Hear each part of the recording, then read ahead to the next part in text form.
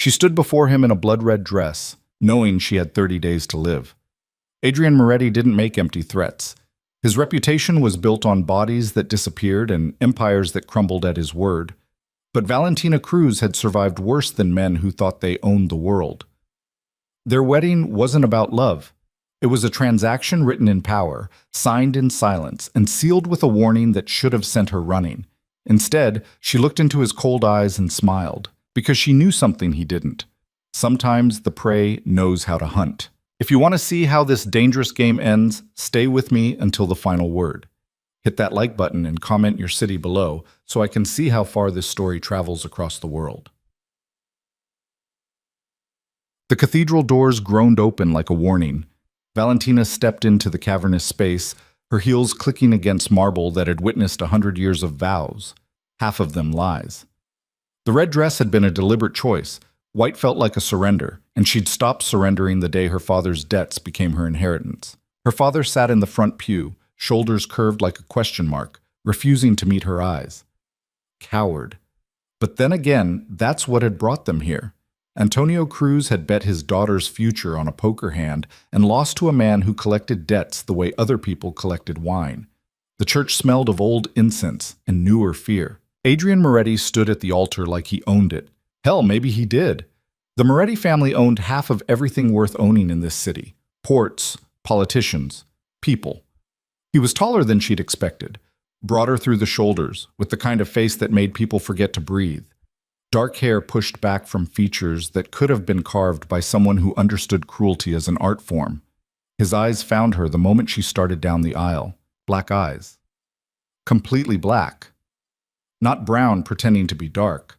Actually black, like looking into a well with no bottom. They tracked her movement with the focused intensity of a predator calculating the exact moment to strike. Valentina had studied photographs, read reports, listened to whispered stories about Adrian Moretti.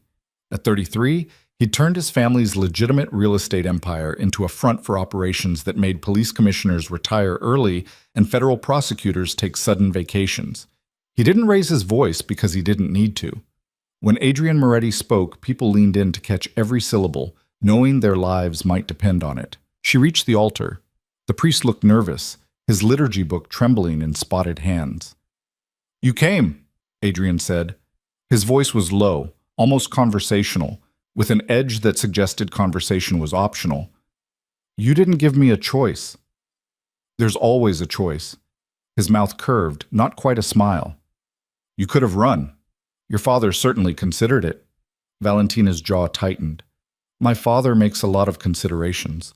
Following through isn't his strength." "No?" Adrian's eyes moved over her face like he was memorizing it, cataloging weaknesses. "But you're here. That suggests you're different. I honor my family's obligations." "Even when those obligations include marrying a stranger?" "Especially then." Something flickered across his expression. Surprise, maybe, or reassessment. He turned to the priest. "Begin." The ceremony was brief. Traditional vows felt obscene given the circumstances, so they'd settled for the legal minimum. Adrian's responses were clipped, efficient. Valentina's voice stayed steady, even as the weight of what she was doing tried to crush her lungs. "I now pronounce you husband and wife." Adrian didn't wait for permission to kiss the bride. His hand came up, fingers curling around the back of her neck with possession that felt territorial. The kiss was hard, claiming, meant to establish exactly what this marriage was. When he pulled back, his thumb brushed her jawline. 30 days, he said, quiet enough that only she could hear. "That's how long most people last in my world before they break. Let's see which one you are, survivor or casualty." Valentina met his stare without flinching. "I guess we'll find out." The reception was worse than the ceremony. The Moretti estate sprawled across 10 acres in the hills outside the city, all stone walls and manicured violence. Guards with earpieces and shoulder holsters dotted the landscape like predatory lawn ornaments. The ballroom glittered with crystal chandeliers and people who'd never worked an honest day, but knew exactly how to profit from dishonest ones. Valentina stood beside Adrian as an endless parade of well-wishers offered congratulations that felt like condolences. Crime families from 3 states had sent representatives. She recognized faces from her research: the Castellanos from New York, the the Russos from Boston, smaller operations from Philadelphia and Baltimore. They all watched Adrian with a mixture of respect and calculation, trying to figure out what this marriage meant for existing alliances. "Beautiful bride," said a man with silver hair and a smile that didn't reach his eyes. Marco Russo, second in command of the Boston territory, known for creative approaches to debt collection. "Adrian's a lucky man." "Luck had nothing to do with it," Adrian said. "No, I suppose not." Russo's gaze lingered on Valentina. "Still, quite the prize." Adrian's hand settled at the small of Valentina's back, fingers splaying possessively. "Is there something you want to say, Marco?" The temperature in the immediate vicinity dropped about 10 degrees. Russo's smile widened, showing too many teeth. "Just offering my congratulations. Marriage is a sacred institution, after all." "Nothing about this is sacred," Adrian replied. "Let's not pretend otherwise." After Russo moved away, Valentina turned slightly. "You enjoy that." "Enjoy what?" "Reminding people you're dangerous." Adrian's expression didn't change. "I don't remind them. They already know. I just don't let them forget." "There's a difference?" "Yes." He guided her toward the edge of the room, away from the clusters of conversation. "Reminding suggests uncertainty. I don't deal in uncertainty." They ended up near the floor-to-ceiling windows overlooking the garden. Darkness had fallen, turning the glass into mirrors that reflected the ballroom's golden excess. "Why 30 days?" Valentina asked. "What?" "You said most people last 30 days in your world. Why that number specifically?" Adrian was quiet for a moment, studying their reflection. "That's how long it takes for someone to either adapt or shatter. First week, they're running on adrenaline, still thinking they can handle it. Second week, reality sets in. Third week, they start making mistakes. Fourth week," he shrugged. "Fourth week, they either find their footing or they don't. And if they don't, then they become a problem. I don't keep problems around." Valentina turned to face him directly. "Is that a threat?" "It's an observation." His eyes were unreadable. "You signed up for this, Valentina. Your father's debt in exchange for a ring and a last name. But debt gets paid one way or another. The question is whether you understand what currency I actually deal in." "Control," she said. That surprised him. She could see it in the slight widening of his eyes, the pause before he responded. "Yes." "Then let me be clear about something, Adrian." She kept her voice low, controlled. "I didn't sign up to be controlled. I signed up to settle a debt. Those are different things." "Are they?" "Yes." Valentina stepped closer, close enough to see the flecks of charcoal in his irises. "You want to see if I'll break in 30 days? Fine. But don't confuse compliance with breaking. I'll play the role you need me to play. I'll stand beside you at these ridiculous parties and smile at dangerous men and pretend this is something other than a business arrangement, but I won't break. Not for you, not for anyone." For the first time since she'd met him, Adrian smiled. Really smiled, not the razor-edged smirk he'd been using all day. It transformed his face, made him look almost human. "You're interesting," he said. "I'm expensive. There's a difference." "Is there?" "Yes." Valentina echoed his earlier response. "Interesting suggests I'm trying to capture your attention. Expensive suggests you already paid for it." The smile faded, but something else replaced it, a kind of focused intensity that made her skin prickle. Adrian reached out, catching a strand of her hair between his fingers. "The dress was a good choice," he said. "Red suits you." "It wasn't meant to suit me." "No?" "It was meant to remind you that I'm not prey." Adrian's hand dropped. "I never thought you were." "Liar." His eyebrows rose. "Excuse me?" "You're used to people being afraid of you," Valentina said. "That's what the 30-day warning was about. Establishing fear, setting expectations. But I grew up watching my father gamble away everything we had. I've been afraid every day since I was 16. Your threats don't register anymore. I've already lived through my worst-case scenario." "Your worst-case scenario was marrying me." "My worst-case scenario was watching my mother work herself to death trying to keep us fed, while my father pissed away her salary on poker games and promises. This?" She gestured at the ballroom, the opulence. "This is just a different kind of cage. At least it's an expensive one." Adrian studied her for a long moment. Then he turned back to the window, shoulder almost touching hers. "Your mother," he said. "Cancer?" Valentina's throat tightened. "How did you know?" "I do my research before acquiring assets. I'm not an asset." "Everyone's an asset, Valentina. The question is what they're worth." "And what am I worth?" "I'll let you know in 30 days. The reception wound down around midnight. Guests departed in clusters, expensive cars purring down the circular drive. Valentina's father left without saying goodbye, couldn't even look at her. She watched his sedan disappear into the darkness and felt nothing. When the last guest had gone, Adrian dismissed the staff with a gesture. "This way," he said. He led her through corridors lined with art that probably cost more than her childhood home. The estate was a maze of luxury and security, cameras in every corner, guards stationed at key points, doors that locked automatically behind them. They climbed a curved staircase to the second floor. Adrian's suite occupied the entire east wing. The bedroom was massive, king-size bed centered beneath a chandelier that threw complicated shadows across silk sheets. Floor-to-ceiling windows offered a view of the city lights below, twinkling like fallen stars. A door led to a bathroom the size of Valentina's old apartment. "Your things are in the closet," Adrian said, shrugging off his jacket. "Elena unpacked for you." "Who's Elena?" "Housekeeper. She'll introduce herself tomorrow." Valentina walked to the window, arms crossed.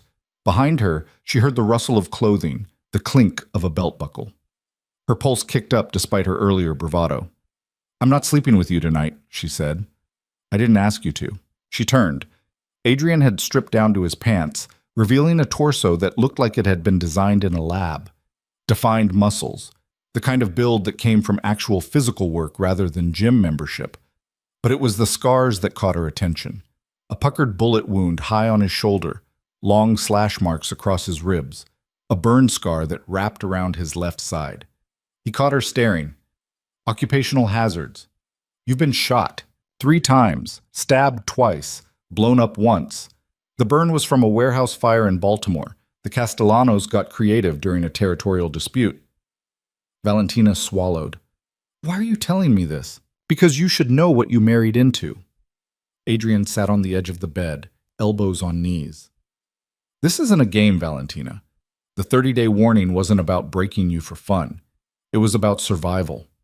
Most people can't handle the reality of this life. They think they can, but when bodies start appearing or the feds come knocking or rival families decide to send messages, they crack. I won't crack. You say that now.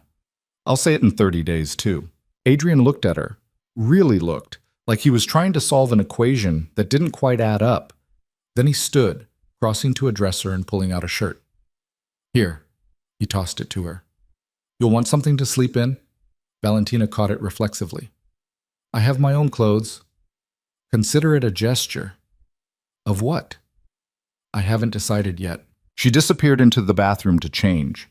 Adrian's shirt fell to mid-thigh, soft cotton that smelled like expensive cologne and something darker, more primal. When she emerged, he was already in bed, sheet pulled to his waist, reading something on his phone. Valentina hesitated at the edge of the bed. "I don't bite," Adrian said without looking up. "Not unless asked." "That's not reassuring." "It wasn't meant to be?" He set the phone aside, glancing at her. "Left side or right?" "What? Which side of the bed do you prefer?" It was such an absurdly domestic question given everything else that Valentina almost laughed. "Left." Adrian shifted to the right. "Then that's yours." She slid under the covers, maintaining a careful distance between their bodies. The mattress was obscenely comfortable, the kind that probably cost more than a car. Above them, the chandelier had dimmed to a soft glow. "Can I ask you something?" Valentina said after several minutes of silence. "Depends on the question." "Why did you agree to this? You could have just taken my father's assets, ruined him financially. Why marry me?" Adrian was quiet for so long she thought he wouldn't answer. Then, "Because assets can be replaced. Family connections are more complicated." "My family doesn't have connections worth anything." "Your family has you." "That doesn't answer my question." He turned his head on the pillow, meeting her eyes in the dimness. "Your father owed me $3 million. He didn't have $3 million, but he had a daughter who speaks 4 languages, has a degree in international business, and spent 2 years working for a nonprofit that operates in territories I need access to. You're not just settling a debt, Valentina. You're an investment. The words should have felt degrading. Instead, they felt oddly clarifying. So I'm a tool. You're a resource. Whether you become a tool depends on how useful you make yourself. And if I refuse to be useful? Adrian's expression hardened. Then we're back to the 30-day timeline. Valentina rolled onto her back, staring at the chandelier. You really are a bastard. Yes. No defensiveness, no apology. But I'm an honest bastard. I told you what this was from the beginning. Most men would have lied, made promises about partnership and respect. I'm giving you the truth. What you do with it is your choice. My choice? The words tasted bitter. I don't feel like I have many of those lately. You had a choice today. You showed up. To save my father from whatever you would have done to him. Probably. Adrian shifted, and suddenly he was closer, propped on one elbow, looking down at her. But you're still here. In my bed, wearing my shirt, pretending this is purely transactional. I think part of you wanted to see what this life looked like. Valentina's breath caught. You don't know anything about what I want. Don't I? His hand moved, fingertips tracing the line of her collarbone with surprising gentleness. You wore red to our wedding. You stood at that altar without trembling. You told Marco Russo to his face that nothing about this marriage is sacred. Those aren't the actions of someone being dragged into something. Those are the actions of someone who chose to walk into the fire. Maybe I just didn't want to give you the satisfaction of seeing me scared. Adrian's thumb brushed the hollow of her throat, where her pulse beat visibly. Your heart says otherwise. She should have pushed his hand away, should have reinforced boundaries, maintained distance. Instead, Valentina held his gaze. Fear and attraction aren't mutually exclusive, she said. No. His voice dropped lower. They're usually the same thing. Is that what this is for you, attraction? I haven't decided yet. He withdrew his hand, settling back onto his own pillow. Ask me in 30 days. Valentina released a breath she hadn't realized she was holding. You're obsessed with that timeline. Timelines create structure. Structure creates predictability. And predictability creates control. Now you're learning. She rolled away from him, facing the window. I'm not going to fall in love with you. I didn't ask you to. Good. Because this is business. You said it yourself, I'm an investment. You are. Then let's keep it that way. If you insist. But even as she said it, Valentina could feel the lie. Something had shifted in the space between them. Some invisible line crossed. Adrian Moretti was dangerous in ways that went beyond violence and power. He understood people, knew how to find the cracks in their armor and exploit them. She'd spent the entire day trying to prove she couldn't be broken. Now, lying in his bed, wearing his shirt, she wondered if breaking was even the right word for what was happening. Morning came too early. Valentina woke to an empty bed and the smell of coffee. She found Adrian in the sitting area adjacent to the bedroom, dressed in a charcoal suit, reading a newspaper that probably didn't include any of his actual business dealings. There's coffee, he said without looking up. And Elena left breakfast in the kitchen. Valentina poured herself a cup, black. Do you always wake up this early? I don't sleep much. Bad dreams? Something like that. He folded the newspaper. We have a meeting at 10. We? You're my wife. That comes with responsibilities. What kind of meeting? Adrian's expression shifted into something harder, more businesslike. The Castellanos are unhappy about a shipping contract. They think I undercut them on port access fees. We're going to explain why they're wrong. By explain, you mean, I mean exactly what I said. This is business, Valentina. Sometimes business requires negotiations. Sometimes it requires demonstrations of force. Today, it requires both. Valentina set down her coffee cup carefully.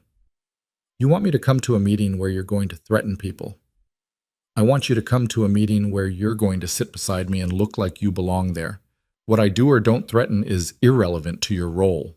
And what is my role? Proof that I'm building something beyond myself.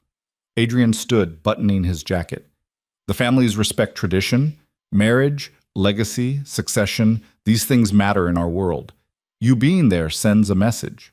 That you're settled, stable, that I'm invested in the future. He checked his watch. You have an hour. Elena will help you find something appropriate to wear. He left without waiting for a response. Valentina finished her coffee in silence, mind racing. This was the reality she'd signed up for, not just the mansion and the expensive sheets, but the meetings and the messages and the constant performance of power. Elena turned out to be a woman in her 50s with kind eyes and hands that knew how to keep secrets. She helped Valentina navigate the massive closet, pulling out a navy dress that managed to look professional and expensive without being overtly sexual. Mr. Moretti has very specific tastes, Elena said, fastening the zipper. But I think you'll manage just fine. Has he done this before? Done what? The marriage thing, bringing someone into this world. Elena's expression became carefully neutral.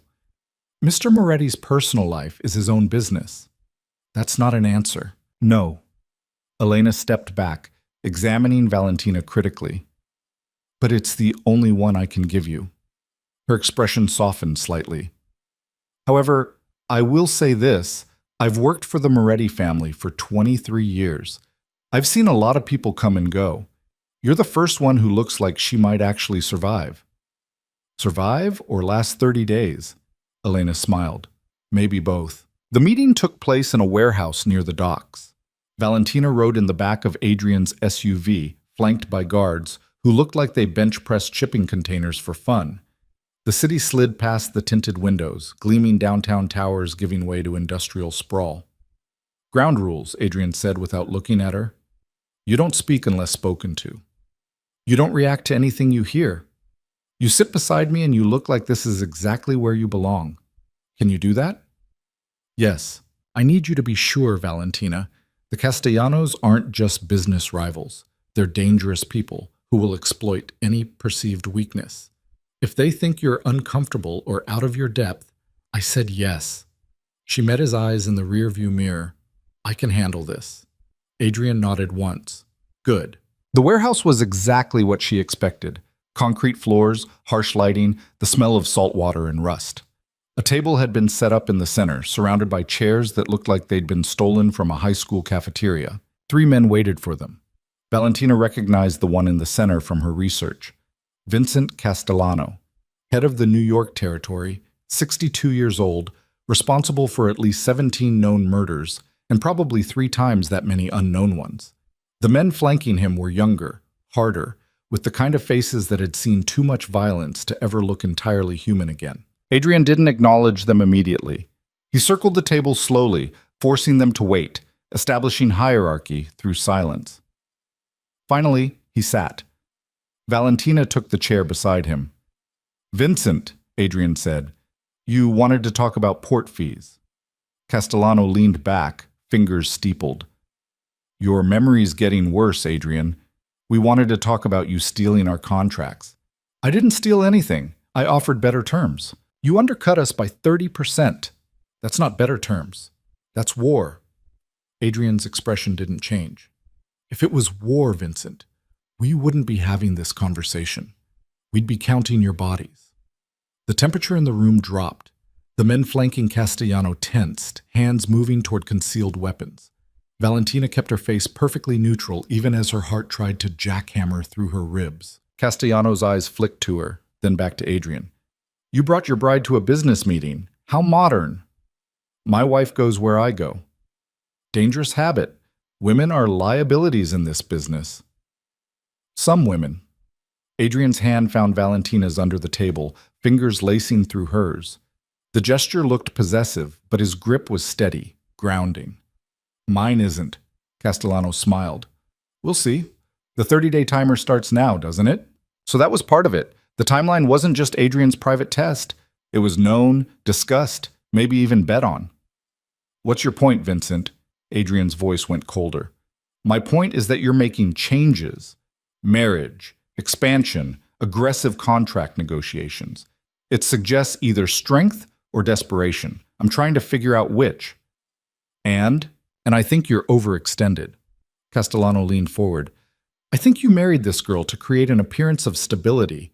While you scramble to consolidate territory you can't actually hold. I think the port contracts are a desperate grab for revenue to fund operations that are bleeding money. Adrian was utterly still. You're wrong. Am I? Castellano's gaze shifted to Valentina. Tell me, Mrs. Moretti, do you know what your husband does with women who disappoint him? Every instinct screamed at Valentina to stay silent. But something in Adrian's grip, a subtle pressure, not quite a signal but close, made her reconsider. She met Castellano's eyes. I imagine the same thing he does with men who waste his time. He stops working with them. Castellano blinked. Excuse me? You came here to intimidate me, to see if I'd crack under pressure, which would confirm your theory about my husband's stability. Valentina kept her voice level.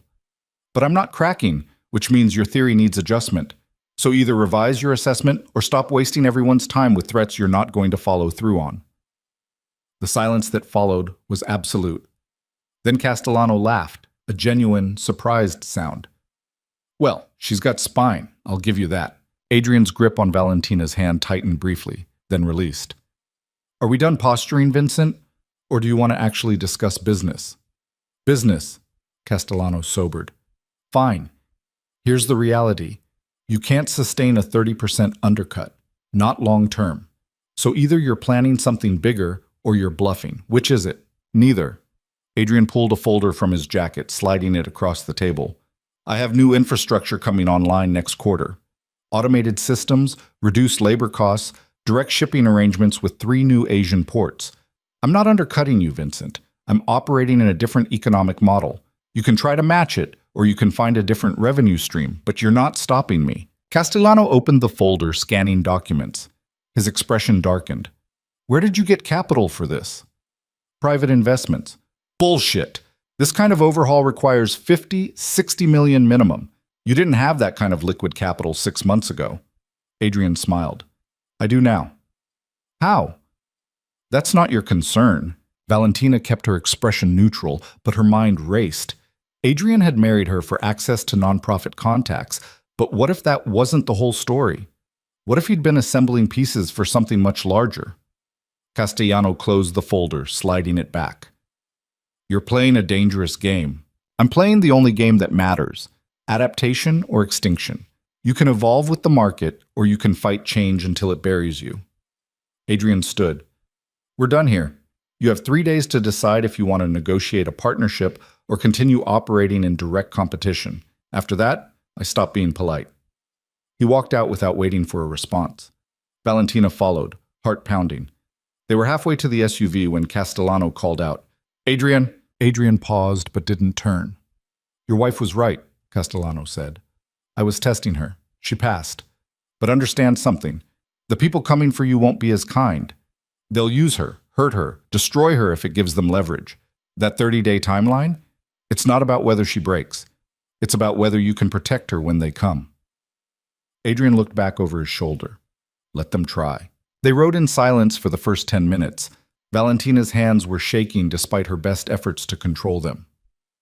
You did well, Adrian said finally. I didn't do anything. You answered Castellano when he tried to intimidate you. That was smart. Or stupid. I could have made things worse. You didn't. Adrian glanced at her. You read the room correctly, understood the dynamic, and called his bluff. That's not something you can teach. I was terrified. Of course you were. Fear is healthy. Paralysis is the problem. He returned his attention to the window. Castellano was right about one thing. People will come for you now. Being my wife makes you a target. Is that the real reason for the 30-day warning? To see if I can handle being used as leverage? Partially. What's the other part? Adrian was quiet for a long moment. Then, to see if I can handle having someone worth protecting. The answer surprised her. You've never had that before. No, I've had assets, employees, allies, never someone who existed in my world as an equal. I'm not your equal, Adrian. You made that very clear yesterday. Didn't I? He turned to face her fully. You stood in that warehouse and challenged a man who's killed people for less. You didn't flinch, didn't hesitate, didn't look to me for permission. That's not the behavior of someone who sees themselves as inferior. Valentina didn't know what to say to that. They spent the rest of the day in meetings, less dramatic than the Castellano encounter, but equally revealing. Adrian operated with surgical precision, understanding exactly where pressure needed to be applied to get the outcomes he wanted. Valentina sat beside him through all of it, learning the language of power in real time. By evening, she was exhausted. They ate dinner in the estate's formal dining room, served by staff who appeared and disappeared like ghosts.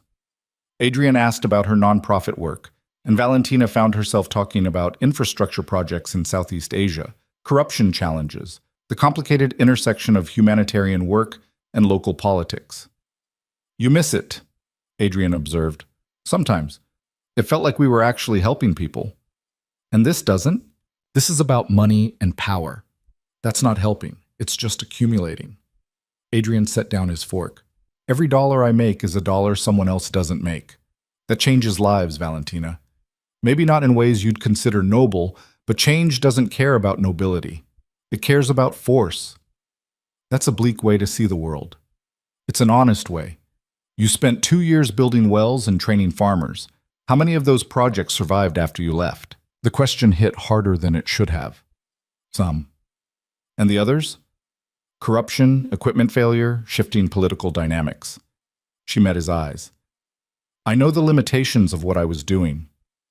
"Then you understand that power, real power, is the only thing that actually creates lasting change. Your wells helped villages.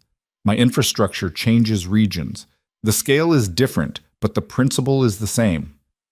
Except your changes come with body counts. So did yours. You just didn't see them." Valentina flinched. "That's not fair." "It's completely fair. Every project you built shifted local economies. Someone lost market share. Someone else gained influence. Existing power structures were disrupted. You think that happened without consequences? Without violence?" Adrian leaned forward. "The difference between us isn't morality, Valentina. It's visibility. I do my damage where people can see it. You did yours behind organizational letterheads and quarterly reports." She wanted to argue, but the words stuck in her throat, because he wasn't entirely wrong. "I hate that you're right about that," she said finally. "I usually am." "Don't let it go to your head." Adrian smiled. "Too late." That night, lying in the darkness with Adrian's breathing steady beside her, Valentina replayed the day. The meeting with Castellano, the way Adrian had gripped her hand under the table, the 30-day timeline that apparently everyone knew about. "Can I ask you something?" she said quietly. "You're going to anyway." "What happens after 30 days, if I make it?" Adrian shifted, and she felt him turn toward her in the darkness. "I haven't decided yet." "That's not an answer." "It's the only one I have." His hand found hers above the covers, fingers threading through hers like it was becoming habit. "This arrangement was supposed to be simple, debt for stability, access for appearances, but you're complicating it." "How?" "By being interesting. You said that yesterday." "It's still true." His thumb traced circles on her palm. "Most people in this world are predictable. Their motivations are obvious: money, power, survival. You're harder to read. Maybe I'm just better at hiding. Or maybe you haven't decided what you want yet." Valentina turned her head on the pillow, trying to see his face in the dimness.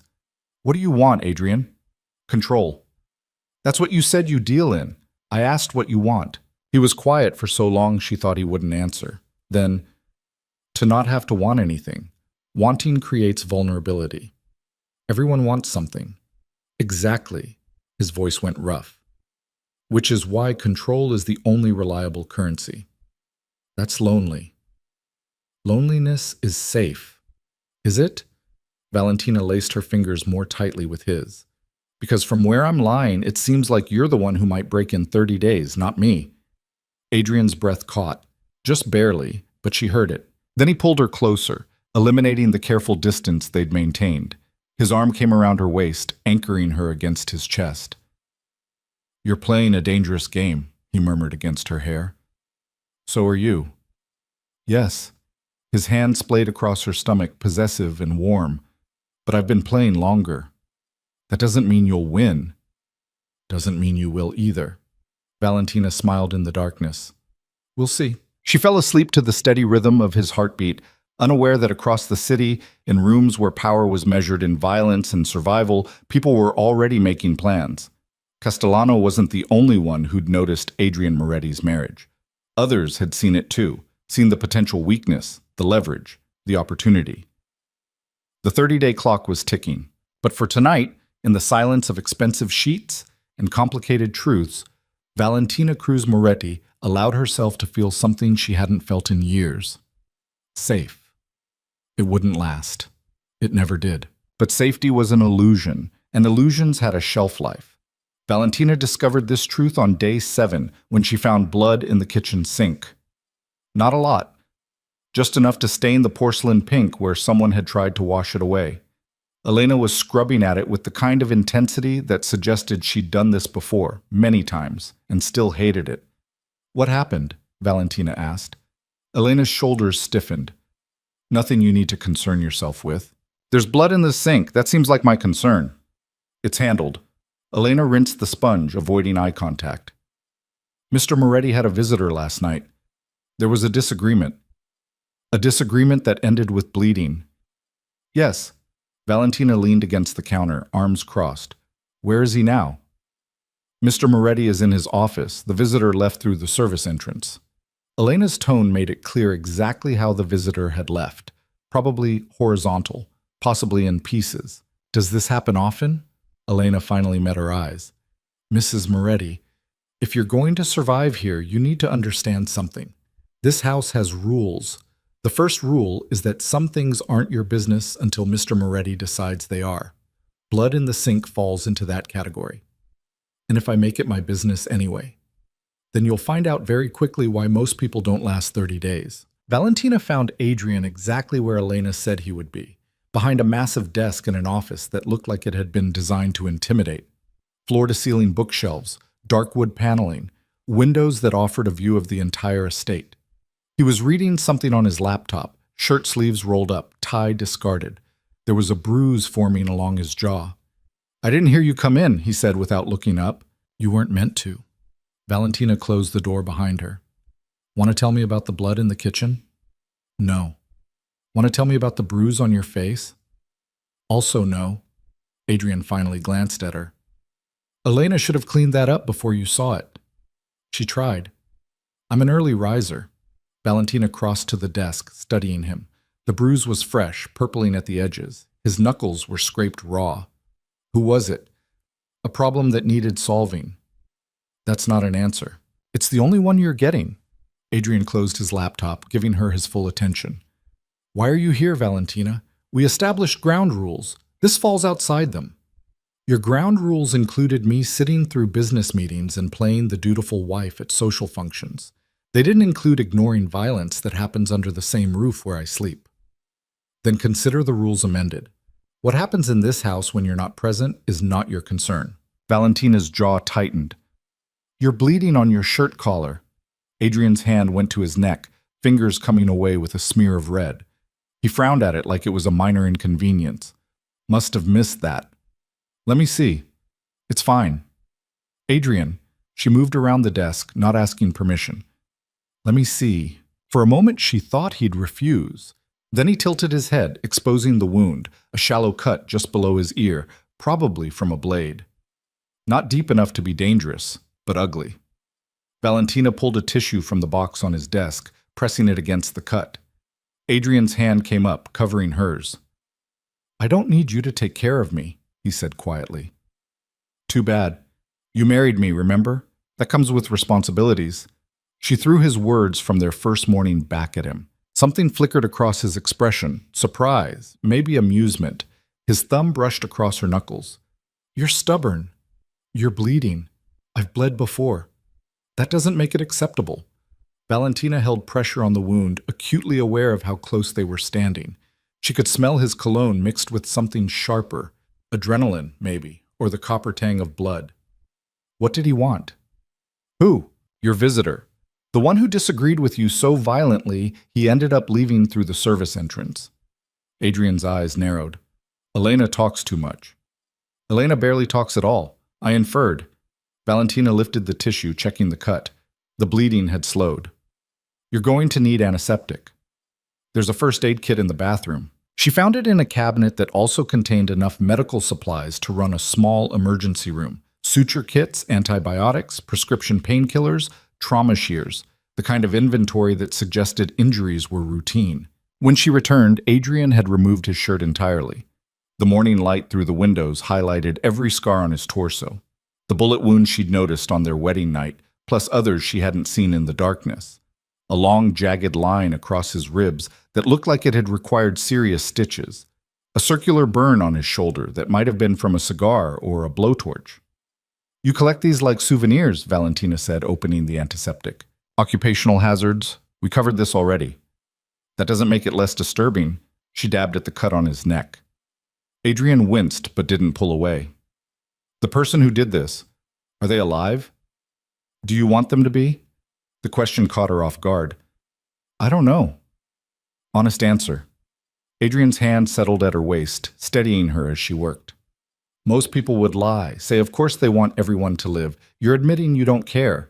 I care. I just don't know if I care enough to want mercy for someone who hurt you." Hurt is a strong word. He got one cut in before I put him down. Put him down? Valentina stepped back, studying his face. Like an animal. "He came here to kill me, Valentina. Mercy wasn't on the table." "Who sent him?" That's what I was finding out when he decided a knife was easier than conversation. Adrian stood, crossing to the bar cart in the corner. He poured 2 fingers of whiskey despite the early hour. "He was Russo's. Marco's trying to test boundaries, see if yesterday's meeting created any weaknesses. Because of me. Because of the appearance of me having attachments."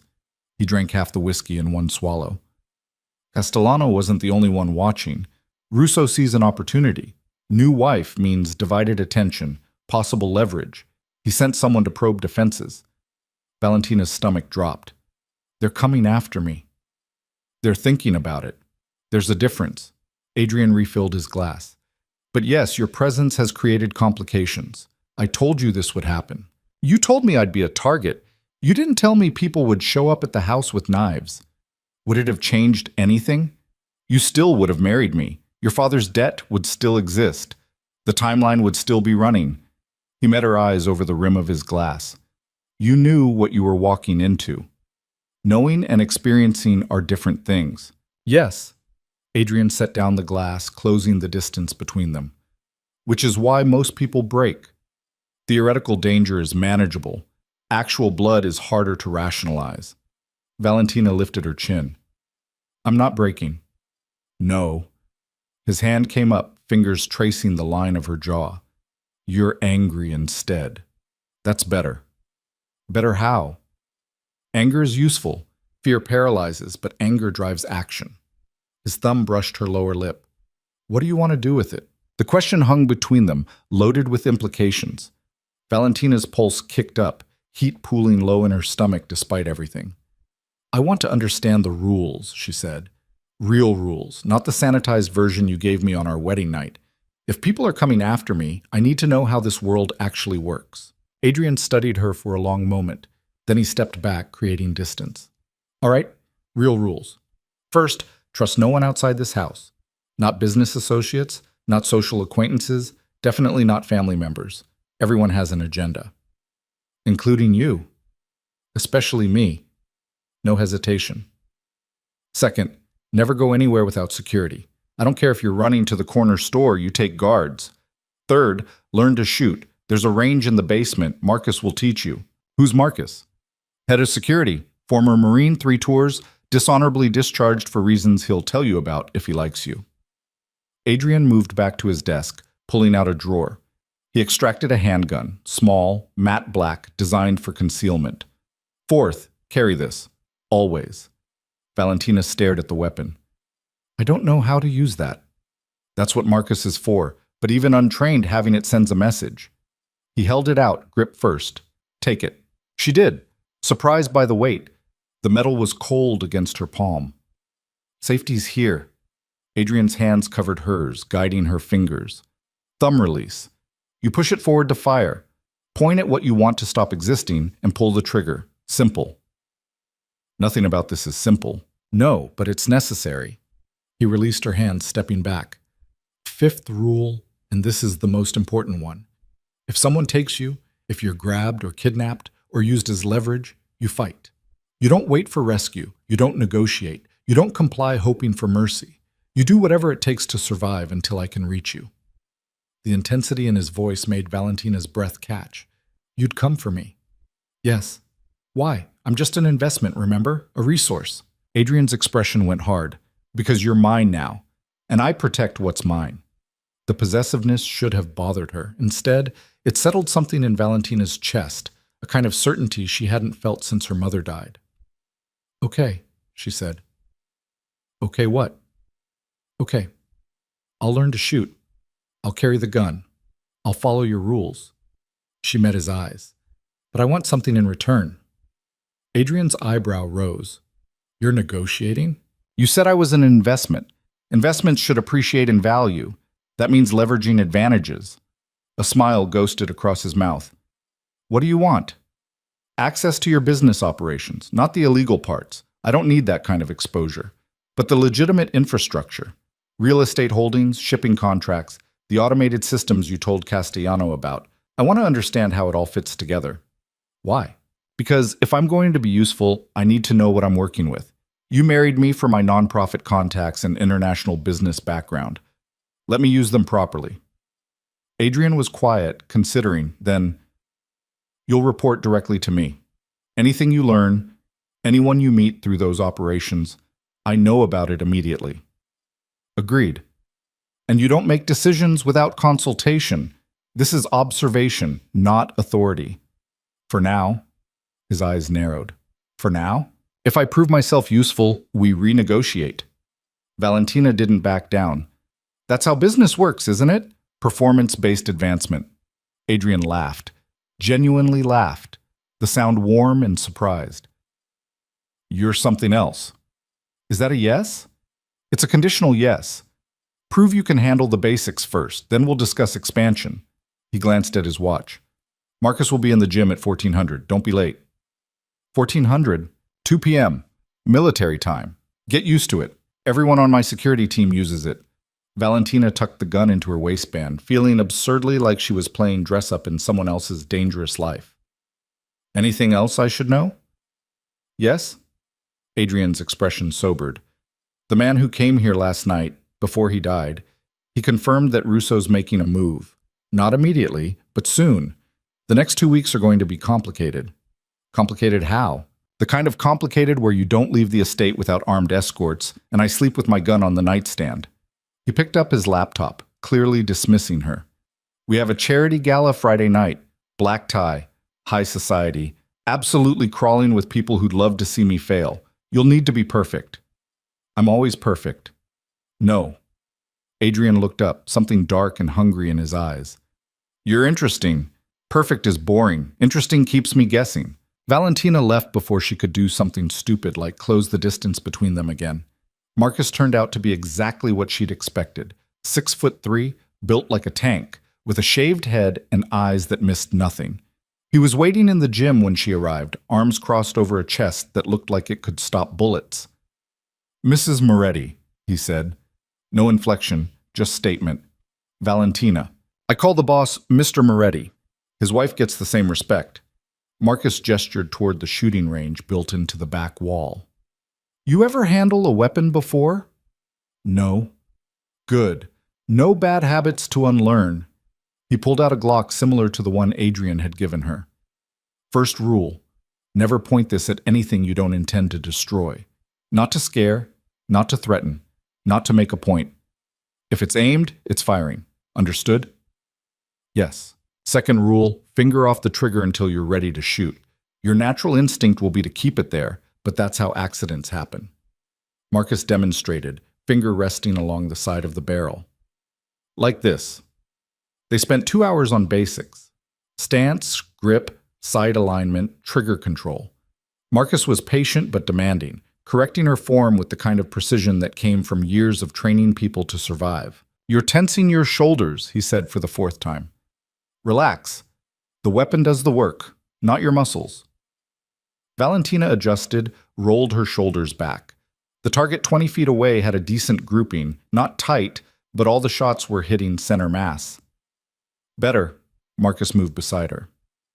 Now explain why Mr. Moretti wants you armed. The question caught her off guard. Because people are targeting me. Wrong. People are always targeting the people he cares about. That's not new. Marcus reloaded her weapon, handed it back. Try again.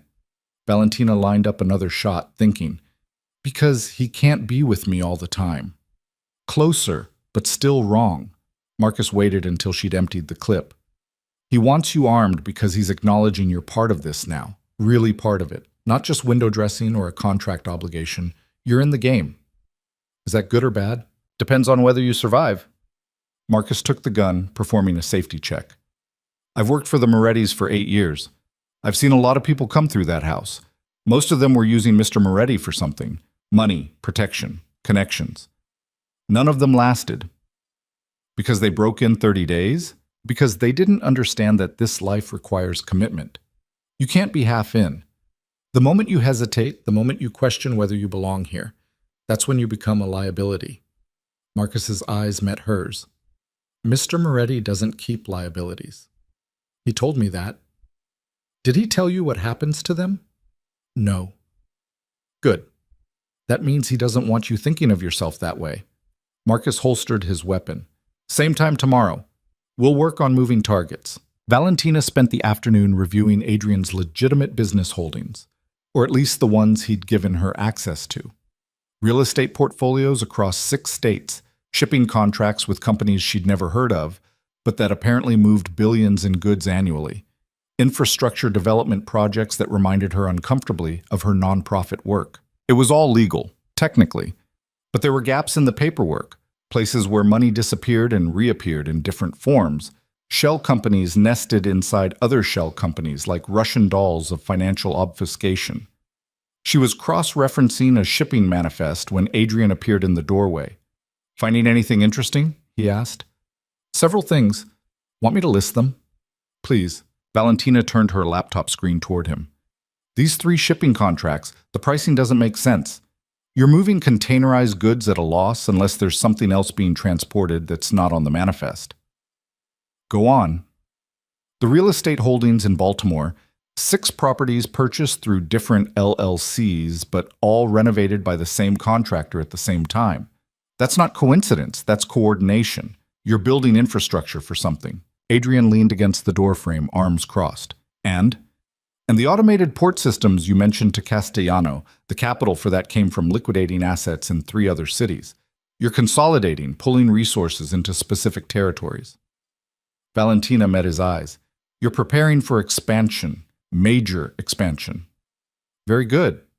What am I missing? Nothing. Adrian crossed to her, spinning the chair so she faced him. You just identified 3 years of strategic planning in one afternoon. That's exactly why I married you. The nonprofit contacts were a cover story. Partially. They're useful but not essential. His hands braced on the armrests, caging her in. What I needed was someone who could see patterns, make connections, understand complex operations without needing everything spelled out. Most people in this business are specialized. They know violence or money laundering or political corruption. They can't see how it all fits together. But you think I can? I know you can. You just proved it. Valentina's pulse quickened. What are you planning, Adrian? To rebuild this entire ecosystem from the ground up. The old families, Castellano, Russo, the others, they're operating on outdated models, territory and intimidation and bodies. It's inefficient. He straightened, pacing. But if you control the infrastructure, the ports, the shipping lanes, the financial systems, you don't need territory. You control flow. And controlling flow means everyone else operates at your discretion. That's audacious. That's necessary. The world's changing.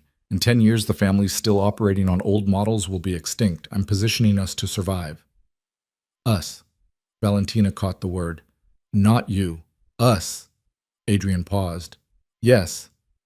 That's different from how you've been talking about this arrangement. Things change. He wouldn't quite meet her eyes. You're proving more adaptable than expected. Is that your way of saying I'm passing the 30-day test? It's day 7. Don't get cocky. But there was something softer in his expression, something that looked almost like approval. The gala on Friday was everything Adrian had promised, excessive, political, crawling with danger dressed in designer clothing. Valentina wore midnight blue, a dress that Elena had selected with the kind of strategic precision usually reserved for military operations. It was elegant without being ostentatious, expensive without being gaudy, the kind of dress that said, "I belong here," without screaming for attention. Adrian wore a tuxedo that probably cost more than her father's car. He looked dangerous and polished in equal measure, the kind of man who commanded rooms just by entering them. "Remember," he murmured as they walked up the red carpet, "you're here to be seen, not heard. Let me handle conversations. You just smile and look like you're exactly where you should be." "I am exactly where I should be." His hand tightened on her waist. "Yes, but most of these people don't need to know you believe that yet." The ballroom was spectacular. Crystal chandeliers, ice sculptures, a string quartet playing in the corner. Every major family had sent representatives. Valentina spotted Castellano near the bar, Russo holding court by the windows, faces she recognized from Adrian's files mingling like this was a normal social event instead of a gathering of the city's most dangerous people. "Adrian," a woman's voice, cultured and cold, "how domestic of you to actually bring your wife." Valentina turned to find a woman in red, late 30s, beautiful in the way that required significant maintenance, with eyes that calculated value, like a jeweler examining stones. "Sophia," Adrian's tone gave nothing away. "Still working for your father, or have you finally convinced him to retire?" "Daddy doesn't retire, you know that." Sophia's gaze slid to Valentina. "And you must be the famous Valentina Cruz." "Sorry. Moretti now, isn't it? I keep forgetting Adrian actually went through with the wedding." "Sofia Castellano," Adrian said, Vincent's daughter. "She runs their legal operations." "Legal being a generous description," Sophia said with a smile that had teeth. "I make problems disappear through paperwork instead of violence. Less messy." Her eyes traveled over Valentina's dress.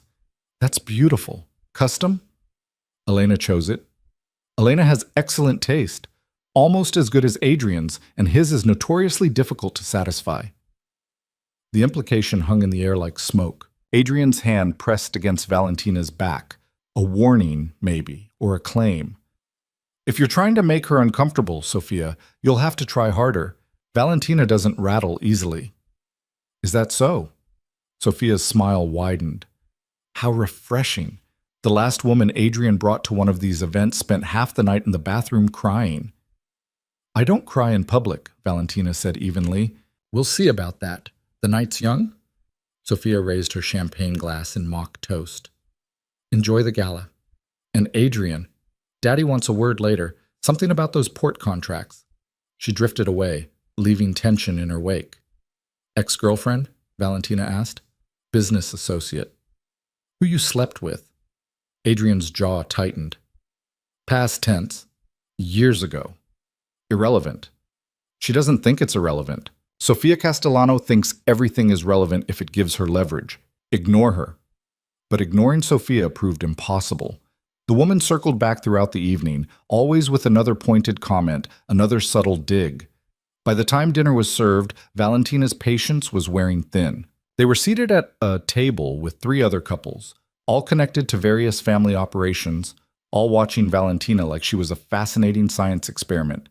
The conversation was superficial, carefully avoiding anything actually important, until Russo's wife brought up children. "You must be thinking about starting a family," she said, smiling at Valentina. "Adrian's what, 33? Perfect age for fatherhood." Valentina felt Adrian go still beside her. "We haven't discussed it," she said carefully. "Oh, but you should. Children are so important in our world. Legacy, you know. Continuity." The woman's smile sharpened. "Of course, that requires a certain level of commitment. Some marriages are more temporary than others." The 30-day timeline. She was talking about the 30-day timeline. "Our marriage is as permanent as any other," Valentina said. "Is it?" Sophia had appeared behind them, champagne glass in hand. "Forgive me for being direct, but everyone here knows the arrangement, your father's debt for Adrian's stability. It's practically a business merger. Those don't usually involve nurseries and baby names." The table had gone quiet, everyone watching. Adrian's hand found Valentina's under the table, fingers lacing through hers.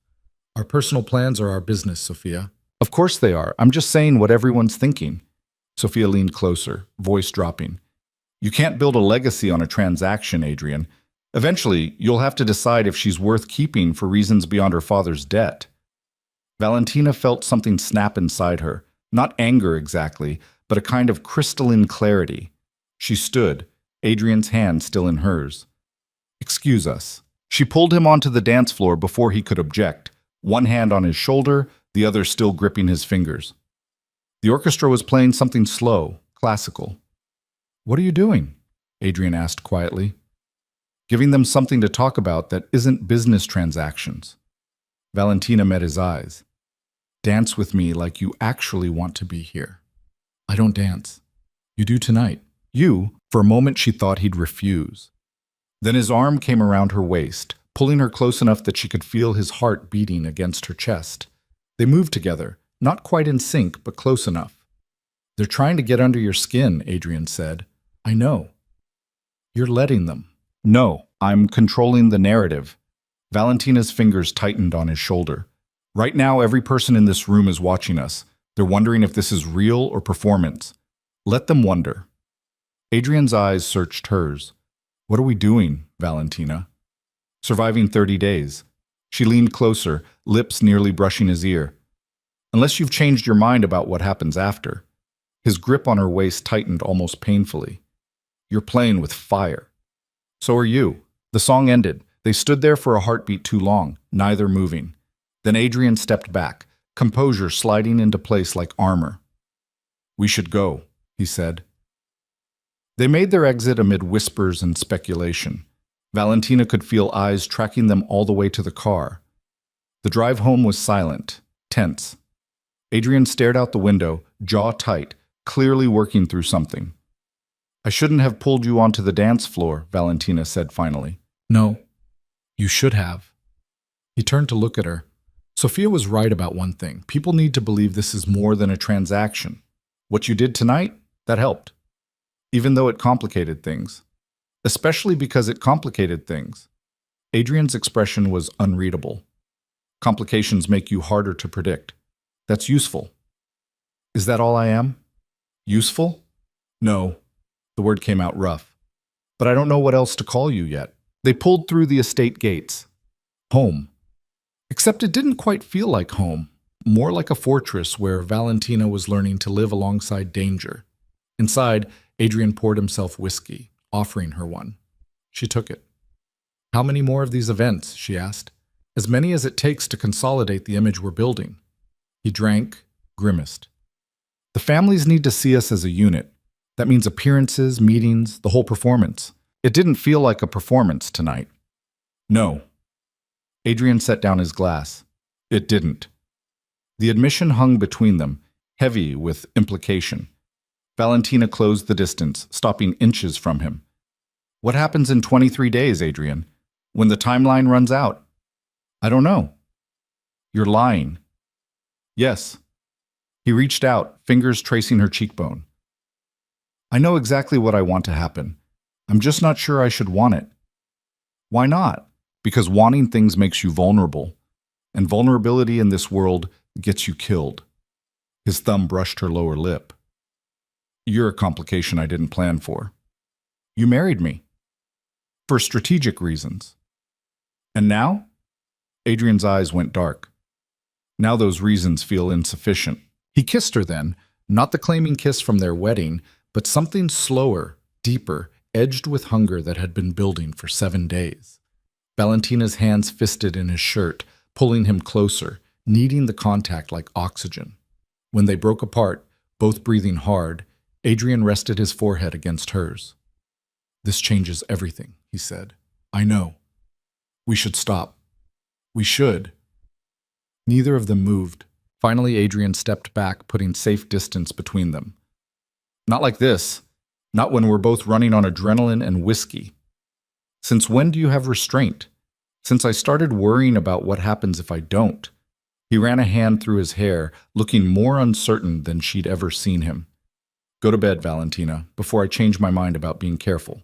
She went, but sleep was impossible. She lay in the darkness, hyper-aware of Adrian moving around in the bathroom, then settling on his side of the bed. They maintained their careful distance, but it felt different now, Charged, deliberate, like they were both fighting the same gravity. Valentina, Adrian said quietly. Yes? 23 days. Whatever happens, we figure it out together. She rolled toward him, finding his hand in the darkness. Together. His fingers tightened around hers. Together. Outside, the city glittered with 1,000 dangerous promises. Inside, two people who'd started as a transaction were becoming something neither of them had words for yet.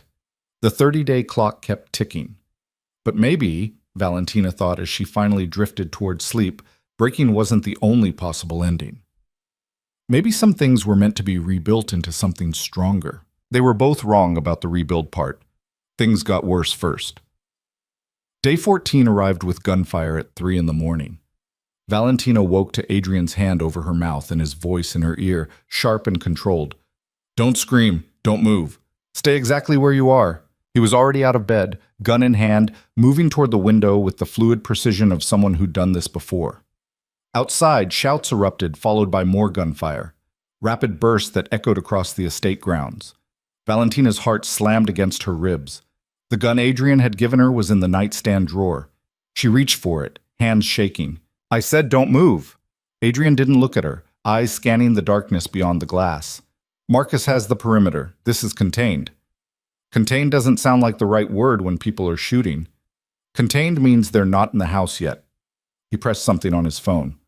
Marcus, status. Valentina couldn't hear the response, but she watched Adrian's expression shift, calculation, then something colder. How many? A pause. Copy that. I'm coming down. You're not leaving me here, Valentina said. Yes, I am. The safest place right now is this room. It's reinforced, cameras everywhere, panic button behind the headboard. Adrian moved to the closet, pulling on pants and a shirt with mechanical efficiency. You don't move until I come back or Marcus gives you the all clear. Adrian, he crossed to her, gripped her face between both hands. Listen to me very carefully. This is Russo making his move. We knew it was coming. I need you to trust that I can handle it, which means I need you to stay here and not become a liability I have to protect while dealing with armed men on my property. Can you do that? Valentina's throat was tight, but she nodded. Good girl. He kissed her forehead, quick and hard. Then he was gone, door locking automatically behind him. The gunfire intensified. Valentina pressed herself against the headboard, gun gripped in both hands the way Marcus had taught her, listening to her own heartbeat drown out rational thought.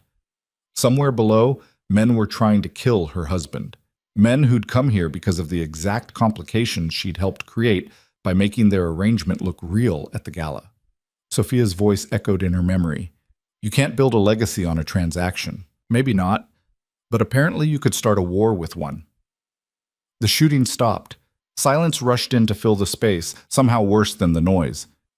Valentina counted her breaths, trying to slow her racing pulse. 1 minute, 3, 5. Her phone buzzed. Text from Adrian. Contained. Stay put. She waited. 10 minutes stretched into 20. Her hands were cramping around the gun when she finally heard footsteps in the hallway. Measured, controlled, definitely not running from anything. The door opened. Adrian stood there, shirt torn at the shoulder, smear of blood across his jaw that probably wasn't his. His eyes found her immediately, scanning for damage.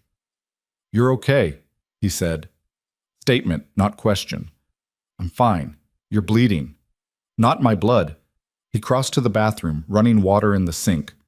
Valentina followed, watched him scrub red from his hands with the kind of thoroughness that suggested this was routine. How many? She asked. 4. Russo sent them over the east wall, probably figured weekend security would be lighter. Adrian dried his hands, meeting her eyes in the mirror. They were wrong. Are they dead? 3 are. 4th one's in the basement answering questions. The casual way he said it made Valentina's stomach drop. Questions. About who sent them, what the objective was, whether this was reconnaissance or an actual assassination attempt. Adrian turned to face her. Standard protocol. There's nothing standard about torturing someone in your basement. I'm not torturing him. Marcus is. He said it like there was a meaningful distinction. I'm just going to verify the information once Marcus is done. Valentina set down the gun she'd been clutching, hands shaking now that the immediate danger had passed. This is because of what I did at the gala. Because I made them think we're actually... No, Adrian cut her off. This is because Russo's been planning a move for months and the gala gave him a convenient excuse to accelerate his timeline. You didn't cause this, Valentina. You just gave him cover to do what he was always going to do. That's a thin distinction. It's an important one. He stepped closer, hands settling on her shoulders. You need to understand something. This life, these conflicts, they're not about you specifically. They're about power and territory and men who can't accept that the world is changing.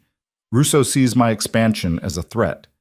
He'd be coming after me regardless of whether I had a wife or not. But having one gives him leverage. Potentially, if I let it. Adrian's grip tightened.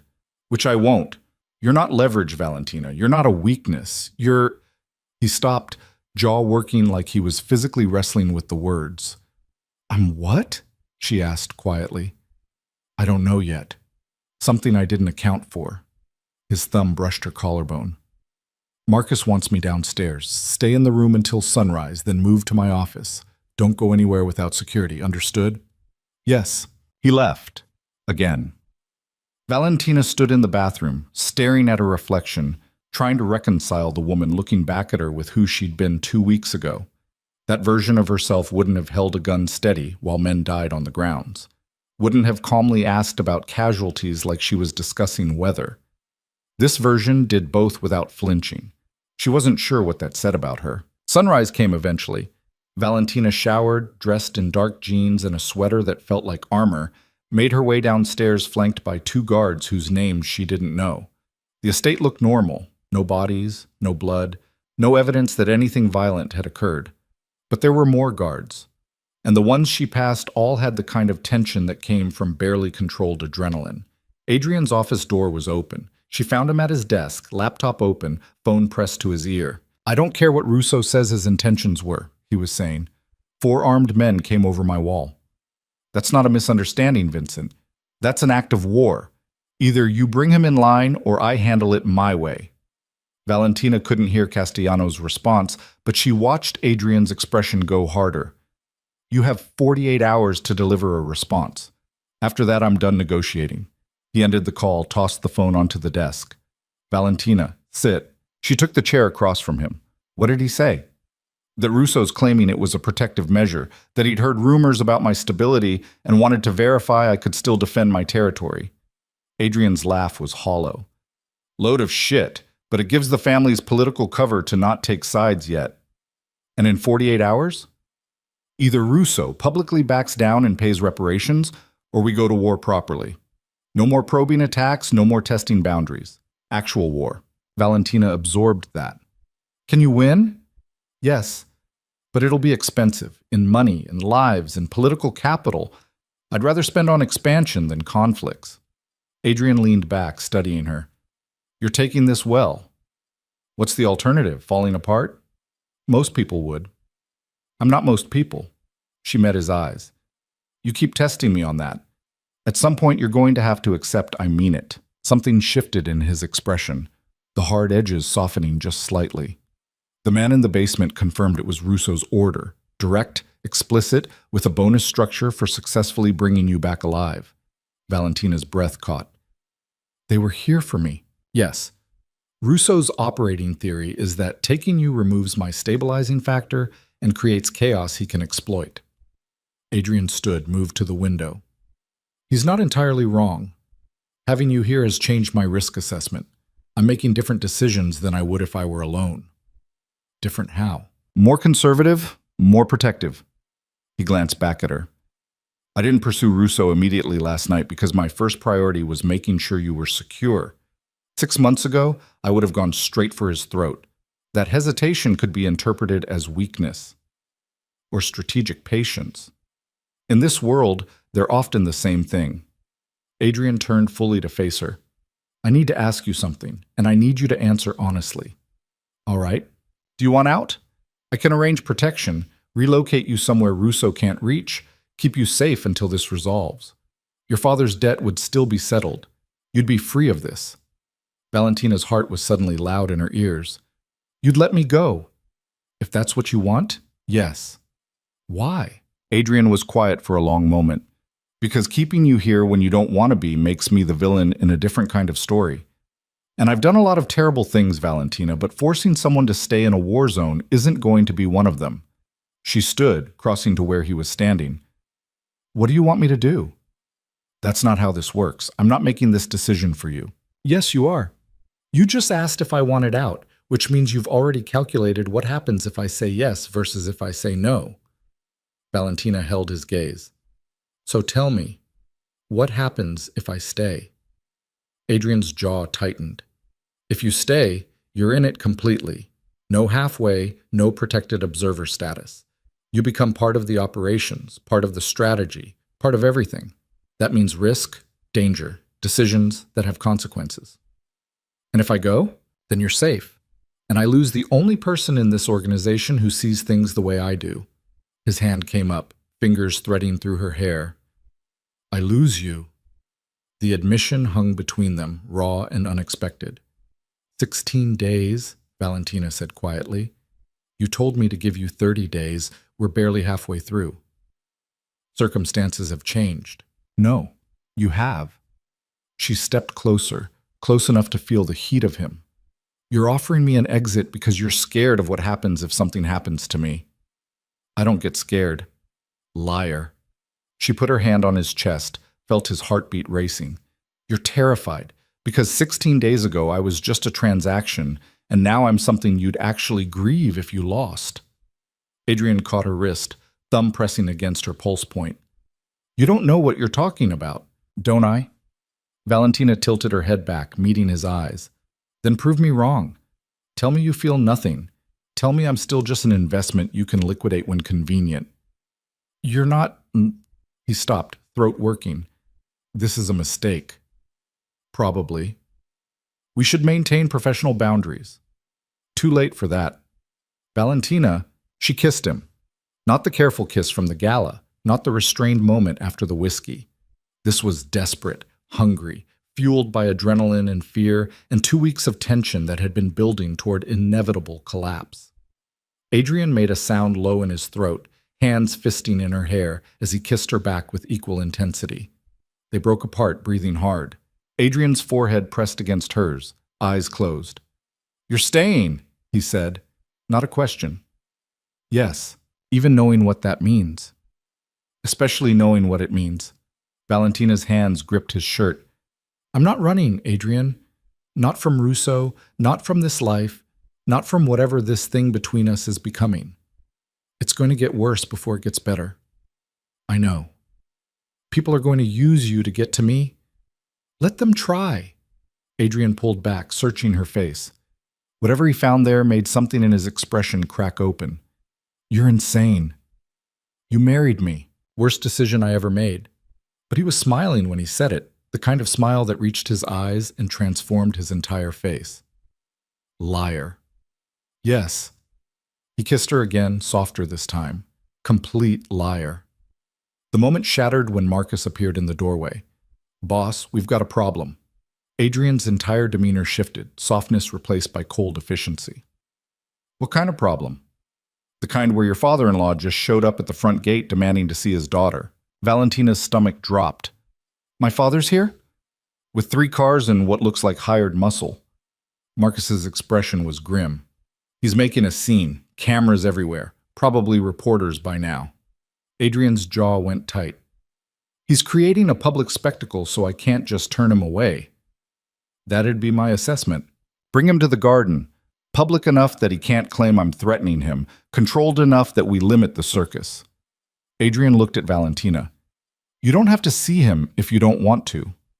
No, I should. She straightened her shoulders. He's here because of what happened last night. News travels fast. Too fast. Adrian's eyes narrowed. Which means someone fed him information specifically to create this situation. They met Antonio Cruz in the garden 20 minutes later.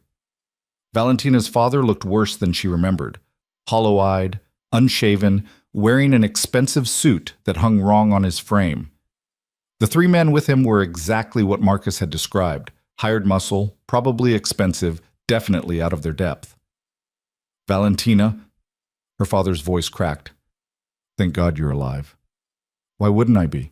The news this morning, gunfire at the estate, people dead, rumors about attacks. Antonio moved toward her, but Adrian's guard shifted position, blocking him. I came as soon as I heard. You came because someone told you to come, Adrian said. Who was it? Russo? One of his people? Antonio's expression flickered. I don't know what you're talking about. Yes, you do. Someone fed you information about last night's incident and convinced you that your daughter was in danger. They probably suggested you make a public appearance, create pressure for me to send her away. Adrian's voice was cold. You're being used, Antonio. I'm here because my daughter was almost killed because of your business. Your daughter was almost killed because of your debt, Adrian corrected. Let's be clear about causation. You gambled away money you didn't have to people you couldn't pay.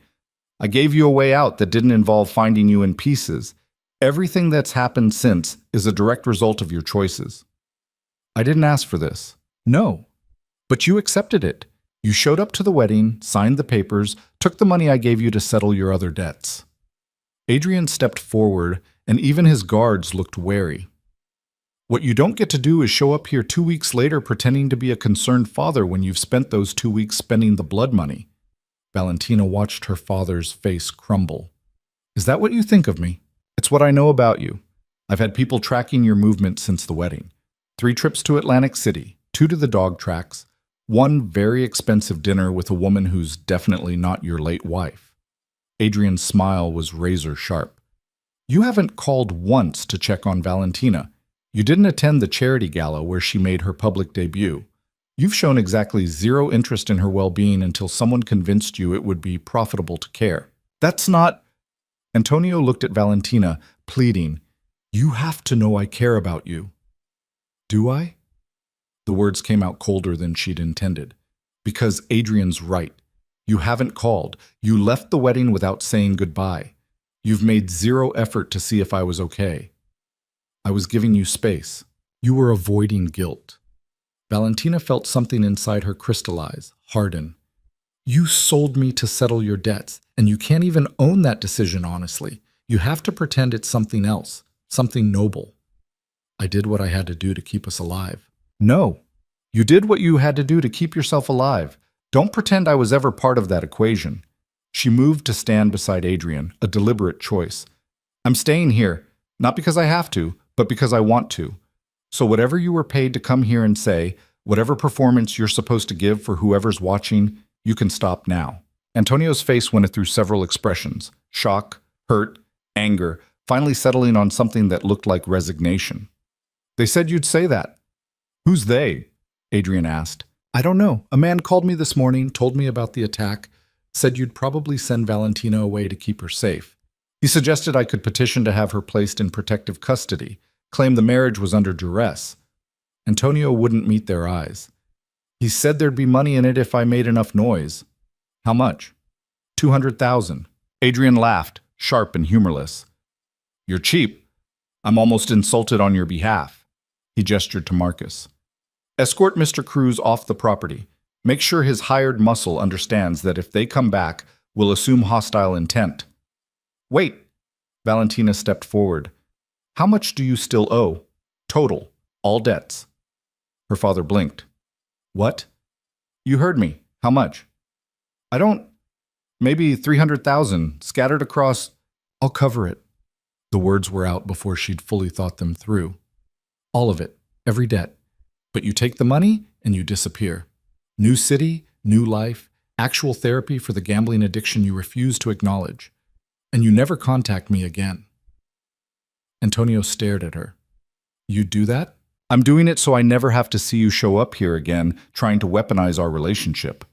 Valentina's voice was steady. You're my father, and I don't want you dead. But I also don't want you in my life, so take the money, get clean, and go be someone else's problem. Valentina, those are the terms. Accept them or leave with nothing.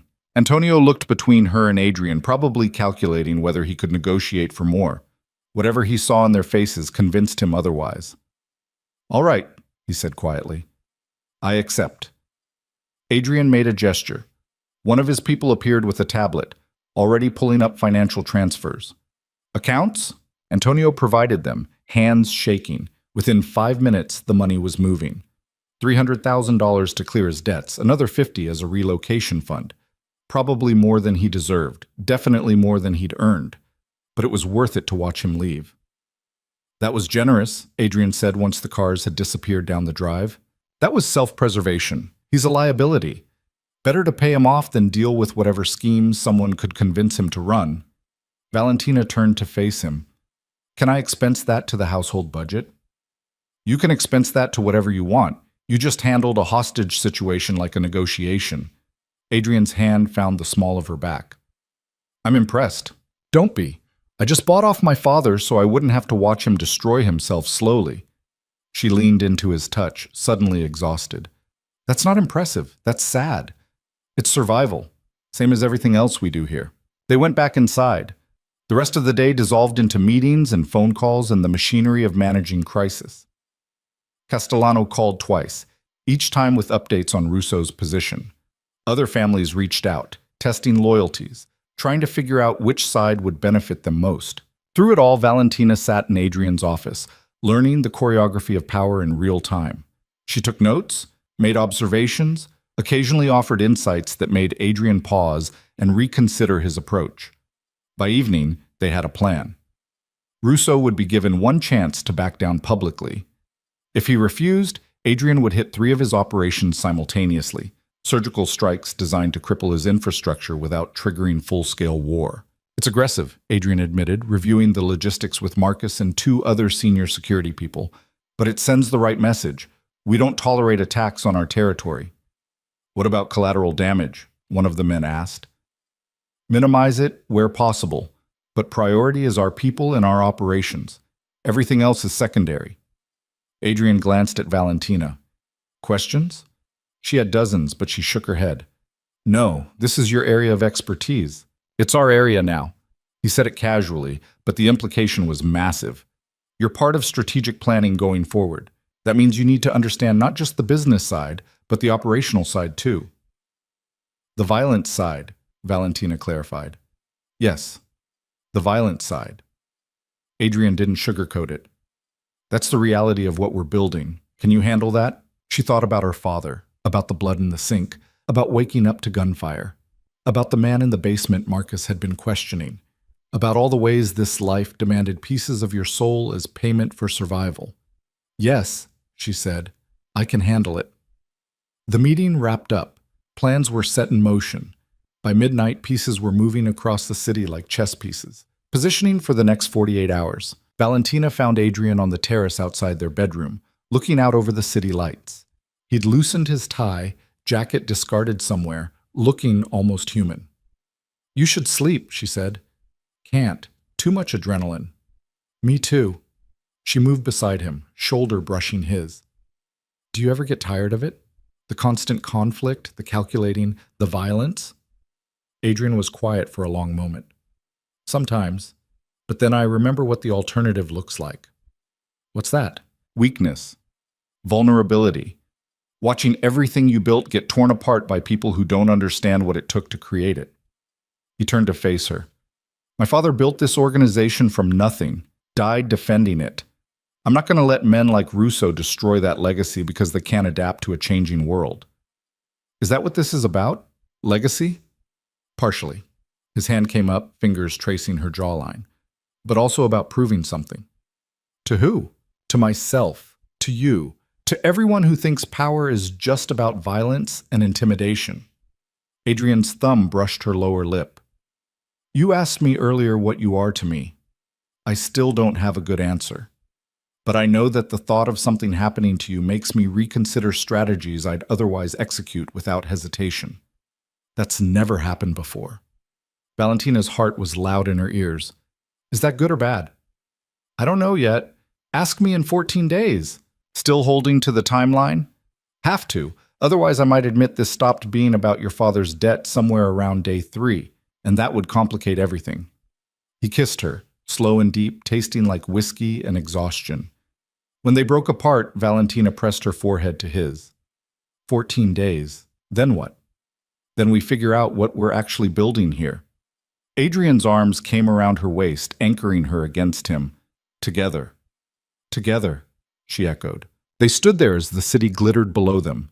Two people who'd started as a transaction, learning to become something that didn't have a name yet. The clock was still ticking. Russo was still a threat. The families were still watching, waiting to see which direction the wind would blow. But for tonight, in the silence of expensive real estate and complicated truths, they had this. It would have to be enough. Because tomorrow, everything would get worse again. It always did. Tomorrow arrived with precision. At exactly 6 a.m., Adrian's phone rang. He answered on the second ring, already awake, already dressed. Valentina watched from the bed as his expression went from neutral to something colder. When? A pause. How many casualties? Another pause, longer. Contain it. I'll be there in 20 minutes. He ended the call, already moving toward the closet for his jacket. What happened? Valentina asked. Russo hit one of our shipping facilities. 2 guards dead, 1 critical. He moved first. Adrian checked his gun, holstered it. So much for the 48-hour deadline. I'm coming with you. No, you're not. You're staying here where Marcus can... I'm coming with you. Valentina was already out of bed, pulling on clothes. You said I'm part of strategic planning now. That means I see the operational side, remember? All of it. Adrian's jaw tightened. This isn't a business meeting, Valentina. This is a crime scene with bodies. Then I'll see bodies. But I'm not staying here while you walk into whatever Russo's actually planning. She met his eyes. Because that facility hit wasn't the real move, was it? It's a distraction. He stared at her for a long moment. Then something in his expression shifted. Not quite pride, but close. You're learning. Fast learner, one of my best qualities. She finished dressing, grabbed the gun from her nightstand. What's the real target? I don't know yet, but you're right. Russo's not stupid enough to think hitting one facility would cripple us. He's pulling our attention somewhere while he sets up something else. Adrian's phone buzzed again. He glanced at it, frowned. Castellano's asking for an emergency meeting. Neutral ground. That's suspicious timing. Very. Adrian texted something back, then looked at Valentina. If you're coming, you follow my lead exactly. No improvising, no heroics. Understood? Understood. They took 2 SUVs, armed guards in both.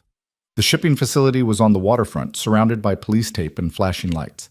Adrian had people inside the department who'd contained the official investigation, but the scene itself was chaos. Valentina had seen crime scene photos before, sanitized images and reports. This was different. Blood pooled on concrete, still wet, reflecting emergency lights. One of the guards had been shot execution style. The other looked like he'd tried to run. The third, the critical one, had already been airlifted to a private hospital. Jesus, Valentina breathed. Welcome to the operational side. Adrian was all business, conferring with his people, examining the scene with cold efficiency. Time of attack? 0430, they came through the north entrance, disabled cameras first. Marcus pointed to severed cables. Professional work. Military training, probably. Russo doesn't have people with that skill set. Adrian crouched near one of the bodies, studying the wound pattern. He outsourced this. To who? That's the question. Adrian stood, dusting off his hands. What did they take? Nothing. That's what's strange. Marcus pulled up footage on a tablet. They hit hard, killed our people, then left. Didn't touch the shipments, didn't access the office, didn't plan anything we can find. So it was purely a message. Adrian's expression went darker, or a distraction, like Valentina said. What time's the meeting with Castellano? He wants noon, the old restaurant on 5th, the one his family owns. Adrian checked his watch. That gives us 5 hours. Pull surveillance on all our critical infrastructure. If Russo's planning something bigger, I want to know before it happens. They spent those 5 hours in controlled chaos. Every facility, every warehouse, every operation got locked down. Additional security deployed, systems checked and rechecked. Adrian moved through it all with the kind of focus that made Valentina understand exactly why people were terrified of him. He wasn't cruel. He was efficient. And efficiency in this context meant people disappeared when they became problems. At 11:30, they headed to the restaurant. Valentina had expected something dramatic. Abandoned building, shadowy back room. Instead, it was a family Italian place, red checkered tablecloths and the smell of garlic bread. Castellano was already there, sitting in a corner booth with Sofia beside him. Adrian, Vincent stood, offering his hand. Thank you for coming on short notice. Let's skip the pleasantries, Vincent. Why are we here? Because Russo's overstepped, and the families need to address it before this escalates into something none of us can contain. Castellano gestured to the booth. Sit, please. Adrian slid in, Valentina beside him. Sofia's eyes tracked her with undisguised interest. You brought your wife to a war council, Sofia observed. Bold choice. My wife goes where I go. We established this already. Adrian's hand found Valentina's under the table. What's Russo's play, Vincent? That's what I'm trying to figure out. The facility hit this morning was reckless, sloppy even, not his usual style. Castellano leaned forward. Which makes me think he's either desperate or he's got backing we don't know about. Backing from who? That's the question. I've reached out to our contacts in Boston, Philly, Baltimore. No one's claiming involvement, but someone's funding this operation. Russo doesn't have the capital for military-grade contractors. Adrian's eyes narrowed.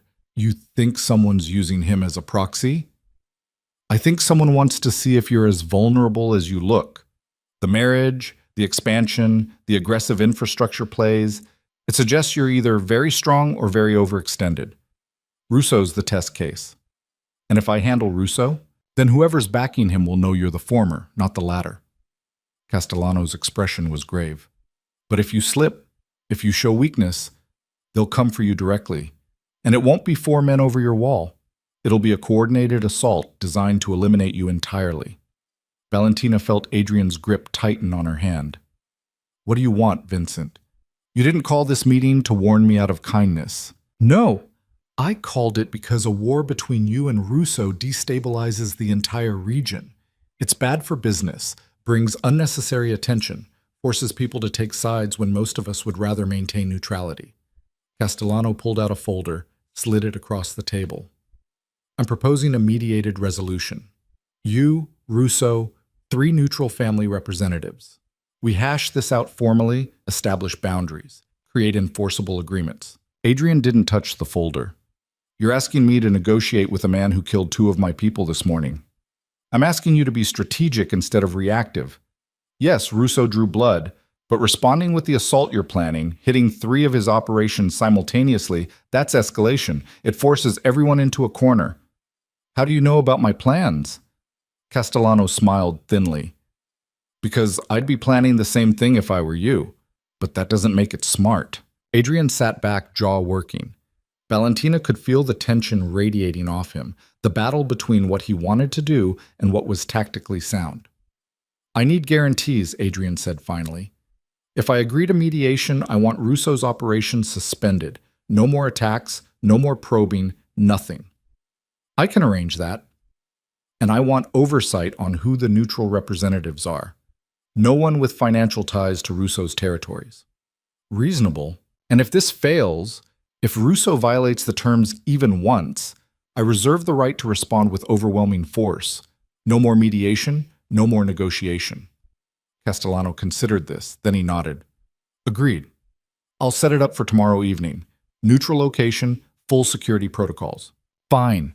Adrian stood, pulling Valentina with him. But understand something, Vincent. I'm doing this as a courtesy to you, not because I need mediation. I could bury Russo in 72 hours, and we both know it. I do know it, which is why I'm trying to prevent exactly that outcome. Castellano's eyes flicked to Valentina.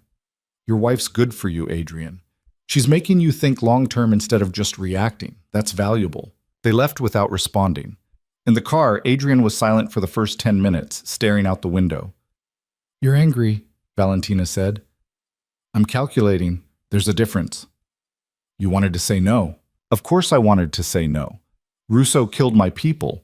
The appropriate response is overwhelming retaliation, not sitting in a room discussing boundaries. Adrian turned to face her. But you were right the other night. I'm making different decisions because of you. More conservative, more political. I hate it. But you're doing it anyway, because the alternative is a war that costs more than I'm willing to pay right now. His hand found hers again, thumb brushing across her knuckles. That's what you don't understand yet. Every decision in this world is a calculation, Lives versus money versus territory versus time. Russo killed 2 guards. If I retaliate, I lose maybe 10 people in the assault, another 5 or 6 in subsequent reprisals. Those are people with families, with value to the organization. Is revenge worth that cost? What? I don't know. Is it? It used to be, before. Adrian's expression was complicated. But now I'm thinking about what happens if something goes wrong during retaliation. If I'm the one who doesn't come back, what that leaves behind. Valentina's throat tightened. You're talking about me. I'm talking about us. Whatever this is becoming. He pulled her closer, kissed her forehead. 14 days was supposed to be a test to see if you could survive this life. Somewhere around day 8, it became about whether I could survive losing you. That's a problem. Why is it a problem? Because it makes me weak, vulnerable, the exact thing I can't afford to be. Or, Valentina said quietly, it makes you human, which might actually be your greatest strength. Adrian laughed, but there was no humor in it. Being human in this world gets you killed. Being inhuman gets you isolated, and isolation makes you predictable. She turned to face him fully. You told Castellano I make you think long-term. That's not weakness, Adrian. That's evolution. He didn't respond, but something in his eyes softened. They spent the rest of the day preparing for the mediation. Adrian pulled together documentation of every violation Russo had committed, evidence of the facility attack, testimony from the surviving guard. He built a case like he was going to trial, meticulous and comprehensive. Valentina helped, organizing information, identifying patterns. She noticed things Adrian's people had missed: financial connections, timing overlaps, communication patterns that suggested coordination beyond what Russo should be capable of alone. Look at this, she said, pulling up records on her laptop. These payments to the contractors who hit the facility, they're routed through a shell company in the Cayman Islands. But that shell company has ties to accounts in Singapore that connect to one of the Philly operations. Adrian finished, studying the screen. They said they weren't involved, but they're funding it indirectly. More than that, look at the timing. The money moved 3 days before the attack. Someone was planning this before you even issued the 48-hour deadline. Adrian's expression went cold. This wasn't about the gala or perceived weakness. This was planned retaliation for the port contracts. They've been building toward this for weeks. Which means the mediation tomorrow might be a setup. Or it might be Castellano genuinely trying to prevent war while someone else pulls strings behind the scenes. Adrian closed the laptop. Either way, we're walking into a room full of people who want to see me fail. That requires preparation. They worked through dinner, through evening, into night. By midnight, they had contingency plans for every scenario Valentina could think of. By 2 a.m., Adrian was satisfied they'd covered everything. Get some sleep, he said, rubbing his eyes. Tomorrow's going to be long. Valentina looked at the man across from her, exhausted, dangerous, carrying the weight of an empire he'd inherited too young, and was desperately trying to transform into something that might outlive him. Somewhere in the past 16 days, he'd stopped being the cold stranger who'd warned her about 30-day survival rates and become someone she actually cared about. That should have terrified her.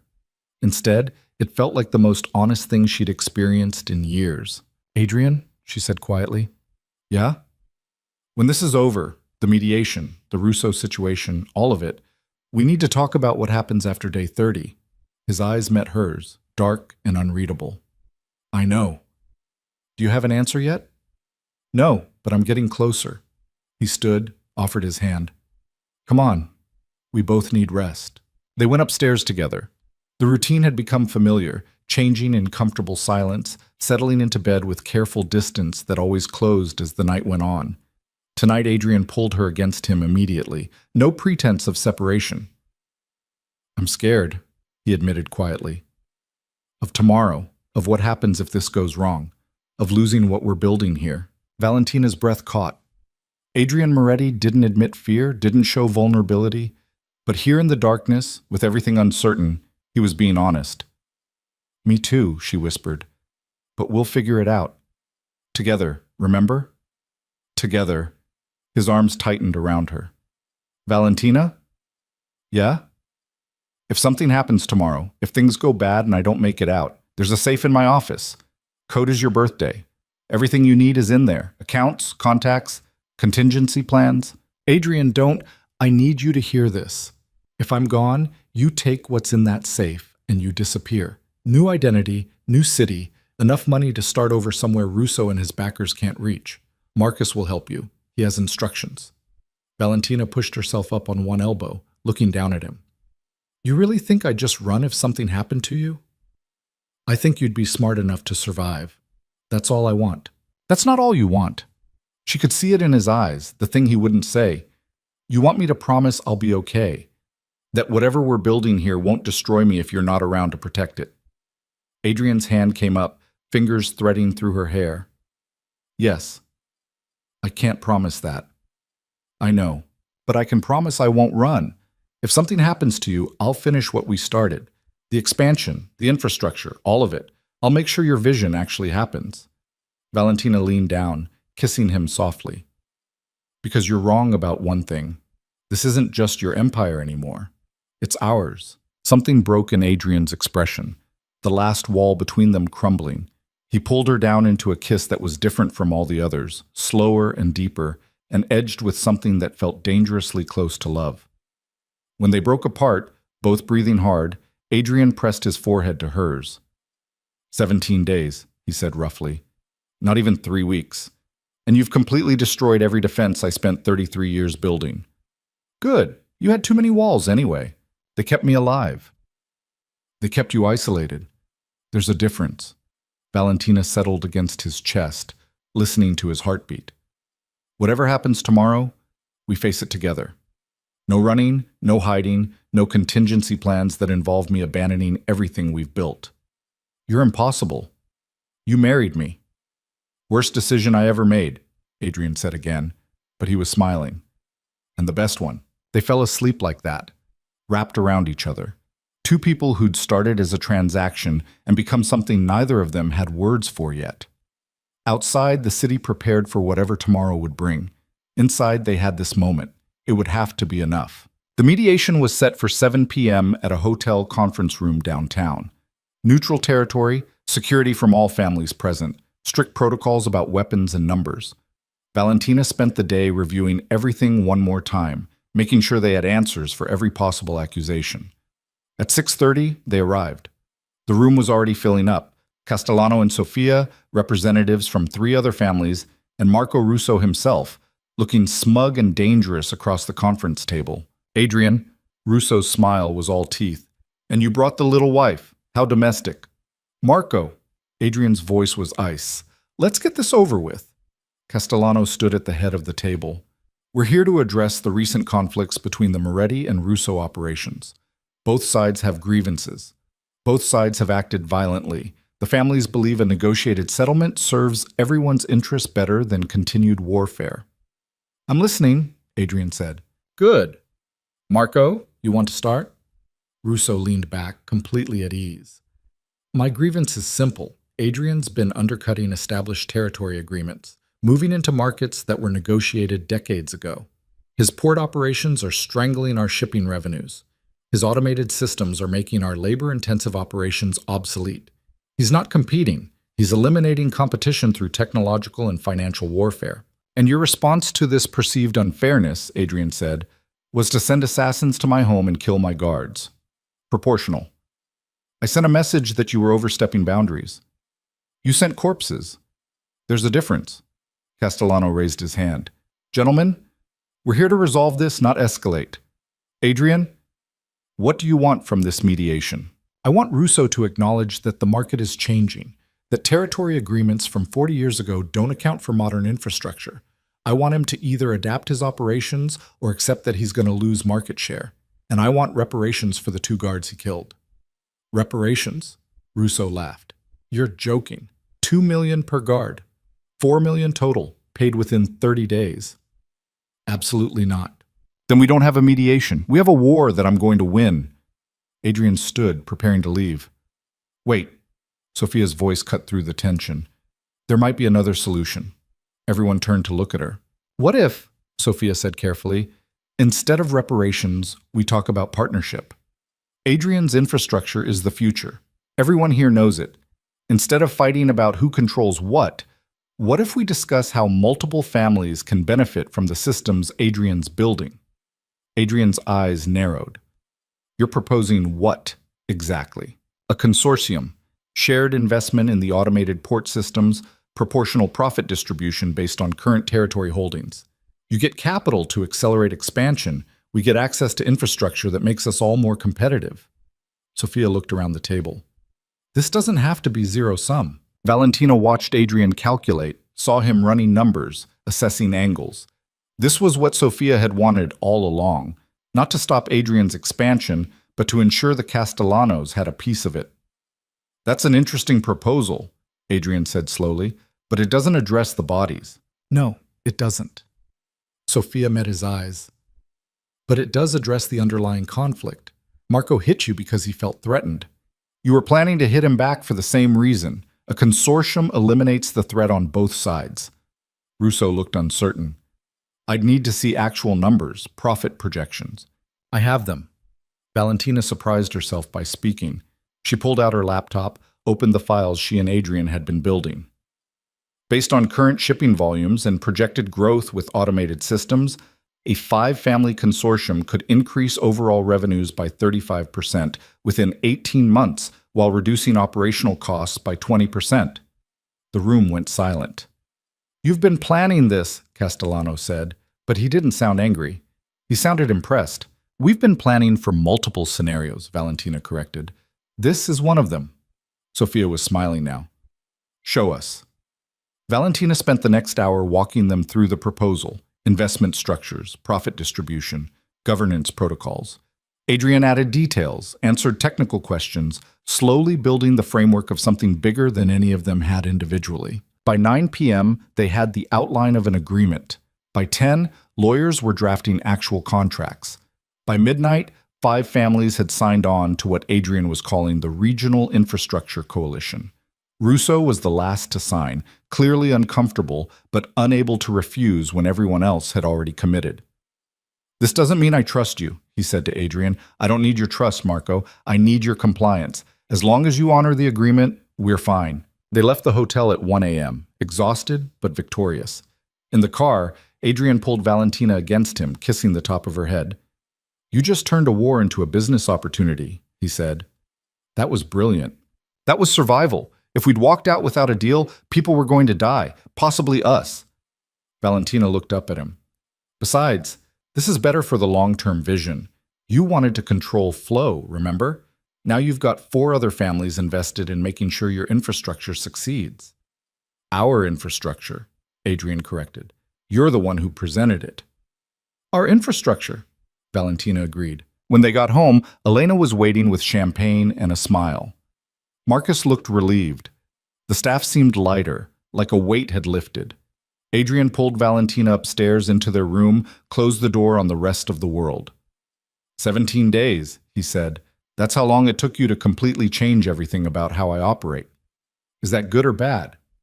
It's terrifying and necessary, and he stopped, jaw working like the words were physically difficult. I love you. Valentina's heart stopped. What? I love you. I didn't want to, I tried not to, but somewhere between day 3 and tonight, you became the most important thing in my world. Adrian's hands framed her face. I love you, Valentina, and that scares me more than anything Russo could ever do. She kissed him, hard and desperate, pouring 17 days of tension and fear and impossible connection into it. When they broke apart, both shaking, she whispered against his mouth, I love you too. And you're right, it's terrifying. We're breaking all the rules. We already broke them, we're just admitting it now. Adrian laughed, the sound rough and relieved. 13 days until the 30-day deadline. Think we'll make it? With you? He pulled her closer, eliminating any space between them. I think we might actually survive anything. They made love that night like people who'd been given a second chance they didn't deserve but were going to take anyway. Afterwards, wrapped in expensive sheets and complicated truths, Valentina felt something settle in her chest. This was home now. Not the mansion, not the empire. This man who'd threatened her with 30 days and ended up giving her everything instead. What happens after day 30? She asked quietly. Adrian was quiet for a moment, fingers drawing patterns on her spine. After day 30, we start building something that lasts longer than either of us. A real legacy, not just money and power. What does that look like? I don't know yet, but I'm ready to find out. He kissed her temple.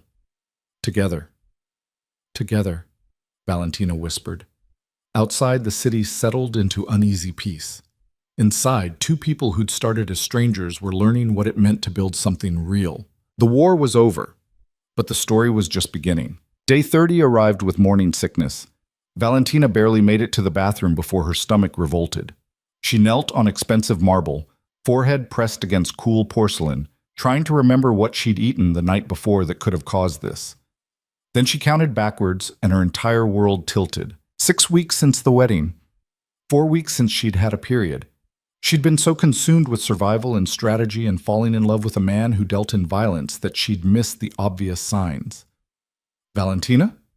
Adrian's voice came from the bedroom, concerned. You all right? She flushed the toilet, rinsed her mouth, stared at her reflection, pale, shaking, terrified in a way that had nothing to do with assassins or family politics. I'm fine, she called back, voice steadier than she felt. Just give me a minute. But she wasn't fine, she was pregnant. In a world where people killed each other over shipping contracts and territorial disputes, she was carrying Adrian Moretti's child.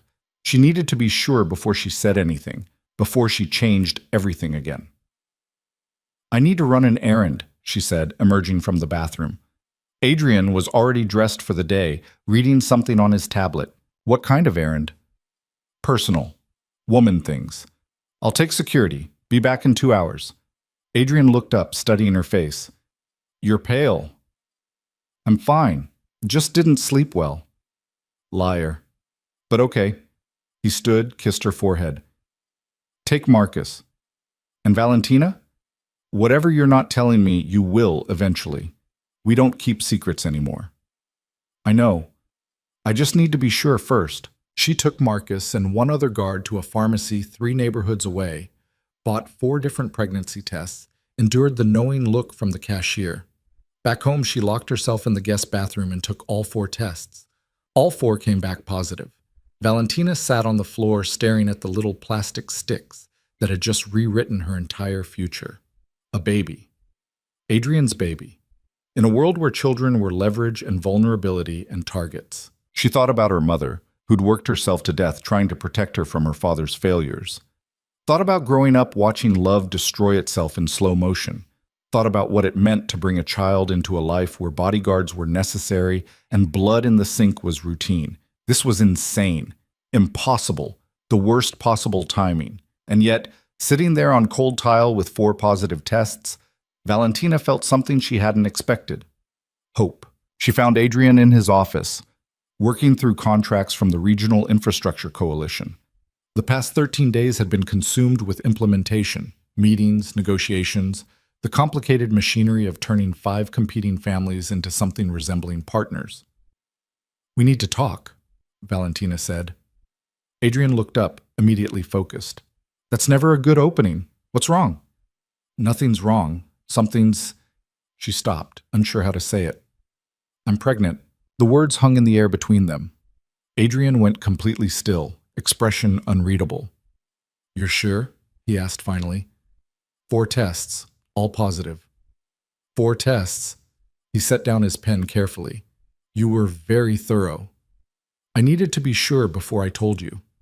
Adrian stood, crossed to her, hands settling on her shoulders.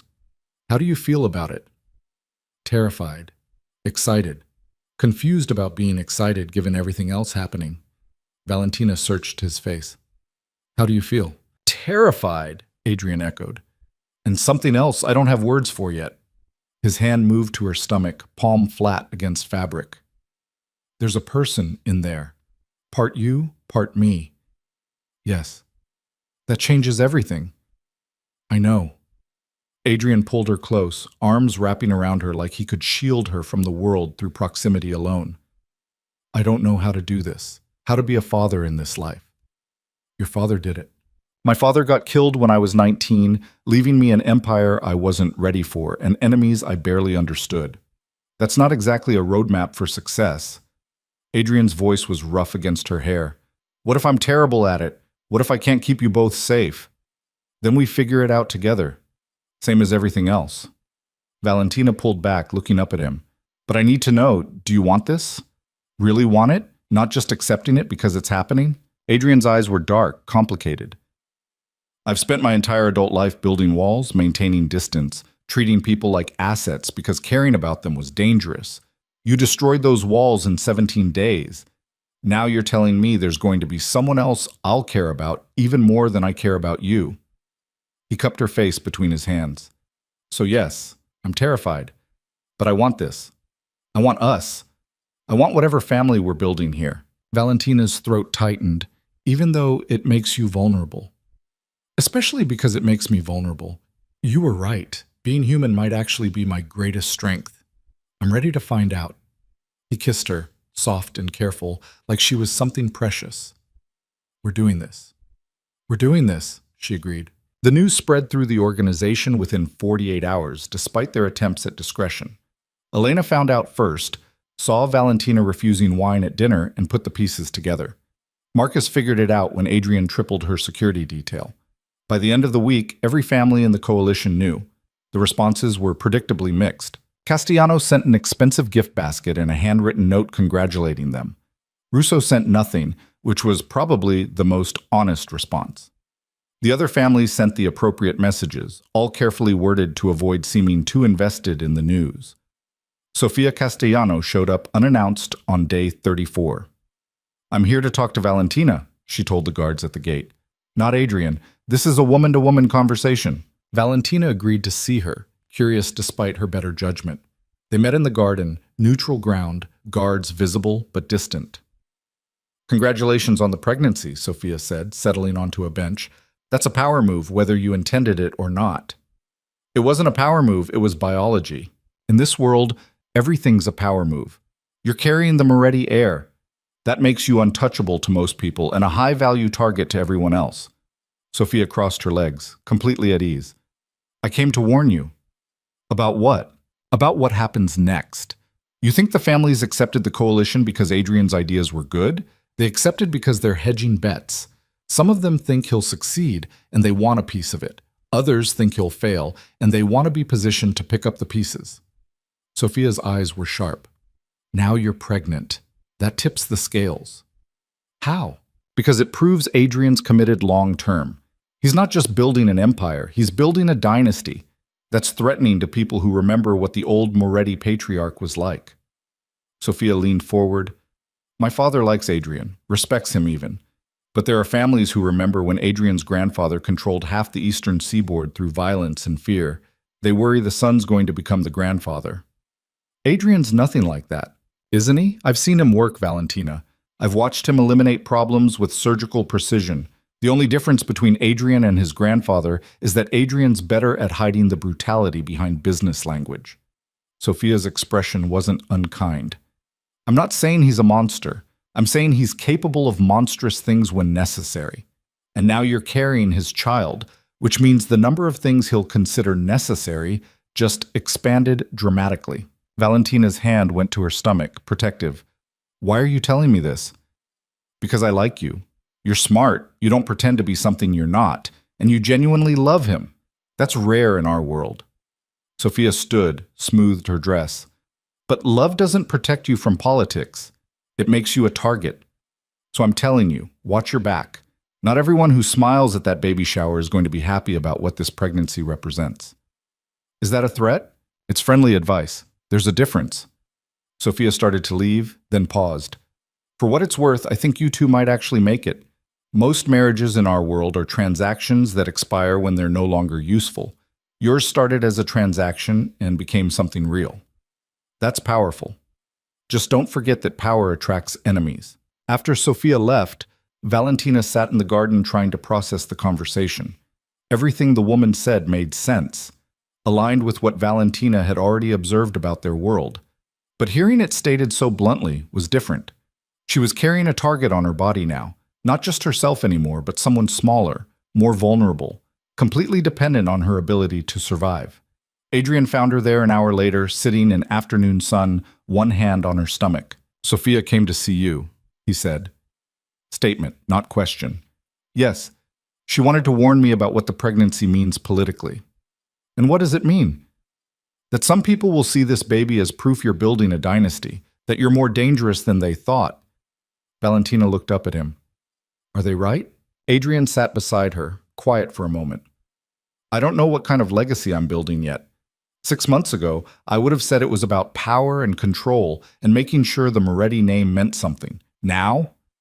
He took her hand, fingers lacing through hers. Now I'm thinking about what kind of world I want our child to grow up in. And that's a very different calculation. Different how? Different in that violence for its own sake stops making sense. Territory disputes stop mattering as much as stability. The infrastructure coalition wasn't just good business. It was a way to create the kind of environment where our child can exist without needing bodyguards at school. Adrian's thumb brushed across her knuckles. I'm not becoming soft, Valentina, but I'm becoming strategic about what I'm willing to fight for. Sophia thinks that makes you more dangerous, not less. Sophia's probably right. Desperate men are predictable. Men with something to protect are ruthless. He pulled her closer. I won't let anyone hurt you or this baby, whatever that requires. That's what scares me. The whatever that requires part. I know. But it's the truth. Adrian's hand joined hers on her stomach.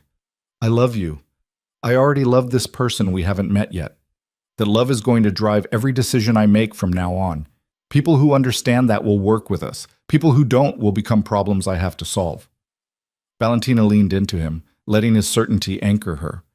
We're really doing this, building a family in the middle of a criminal empire. We're building a family and transforming the empire around it. Important distinction. Adrian kissed the top of her head. And we're going to succeed because we're doing it together. The pregnancy progressed. Valentina's body changed in ways that were both fascinating and uncomfortable. Morning sickness gave way to exhaustion, gave way to a strange, energetic second trimester where she felt more like herself than she had in months. Adrian became obsessively protective. Security doubled, then tripled. He accompanied her to every doctor's appointment, took notes, asked questions that made the obstetrician smile with professional approval. You're very engaged, the doctor said during the 20-week ultrasound. This is my first child, Adrian replied, eyes fixed on the screen where their baby's heartbeat pulsed steadily. I'm not missing anything. They found out the sex.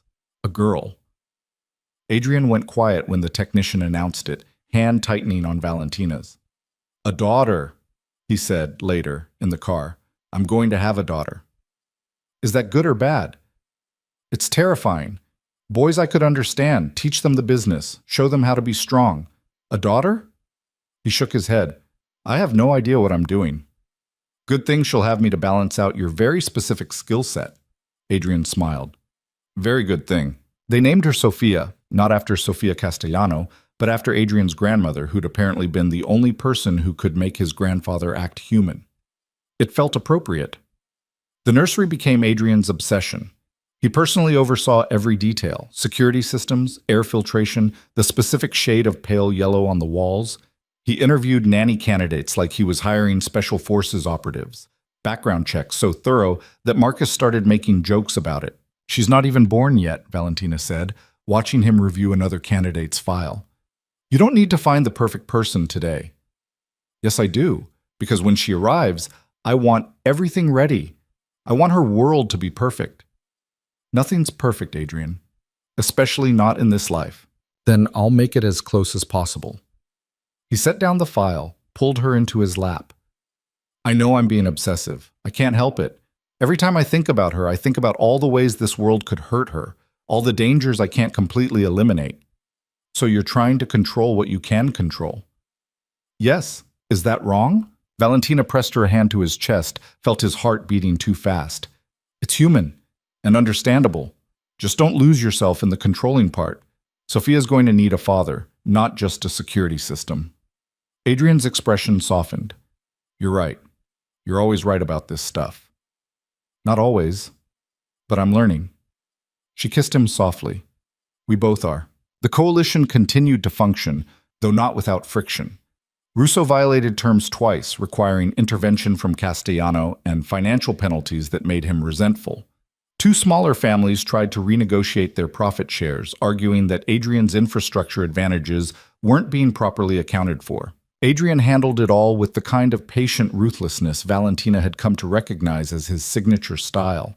He didn't explode or threaten, he just calmly explained consequences, demonstrated why compliance was in everyone's best interest, and occasionally made examples of people who pushed too far. She sat in on most of the meetings now, her pregnancy visible but not limiting. Some of the older family representatives initially tried to dismiss her presence.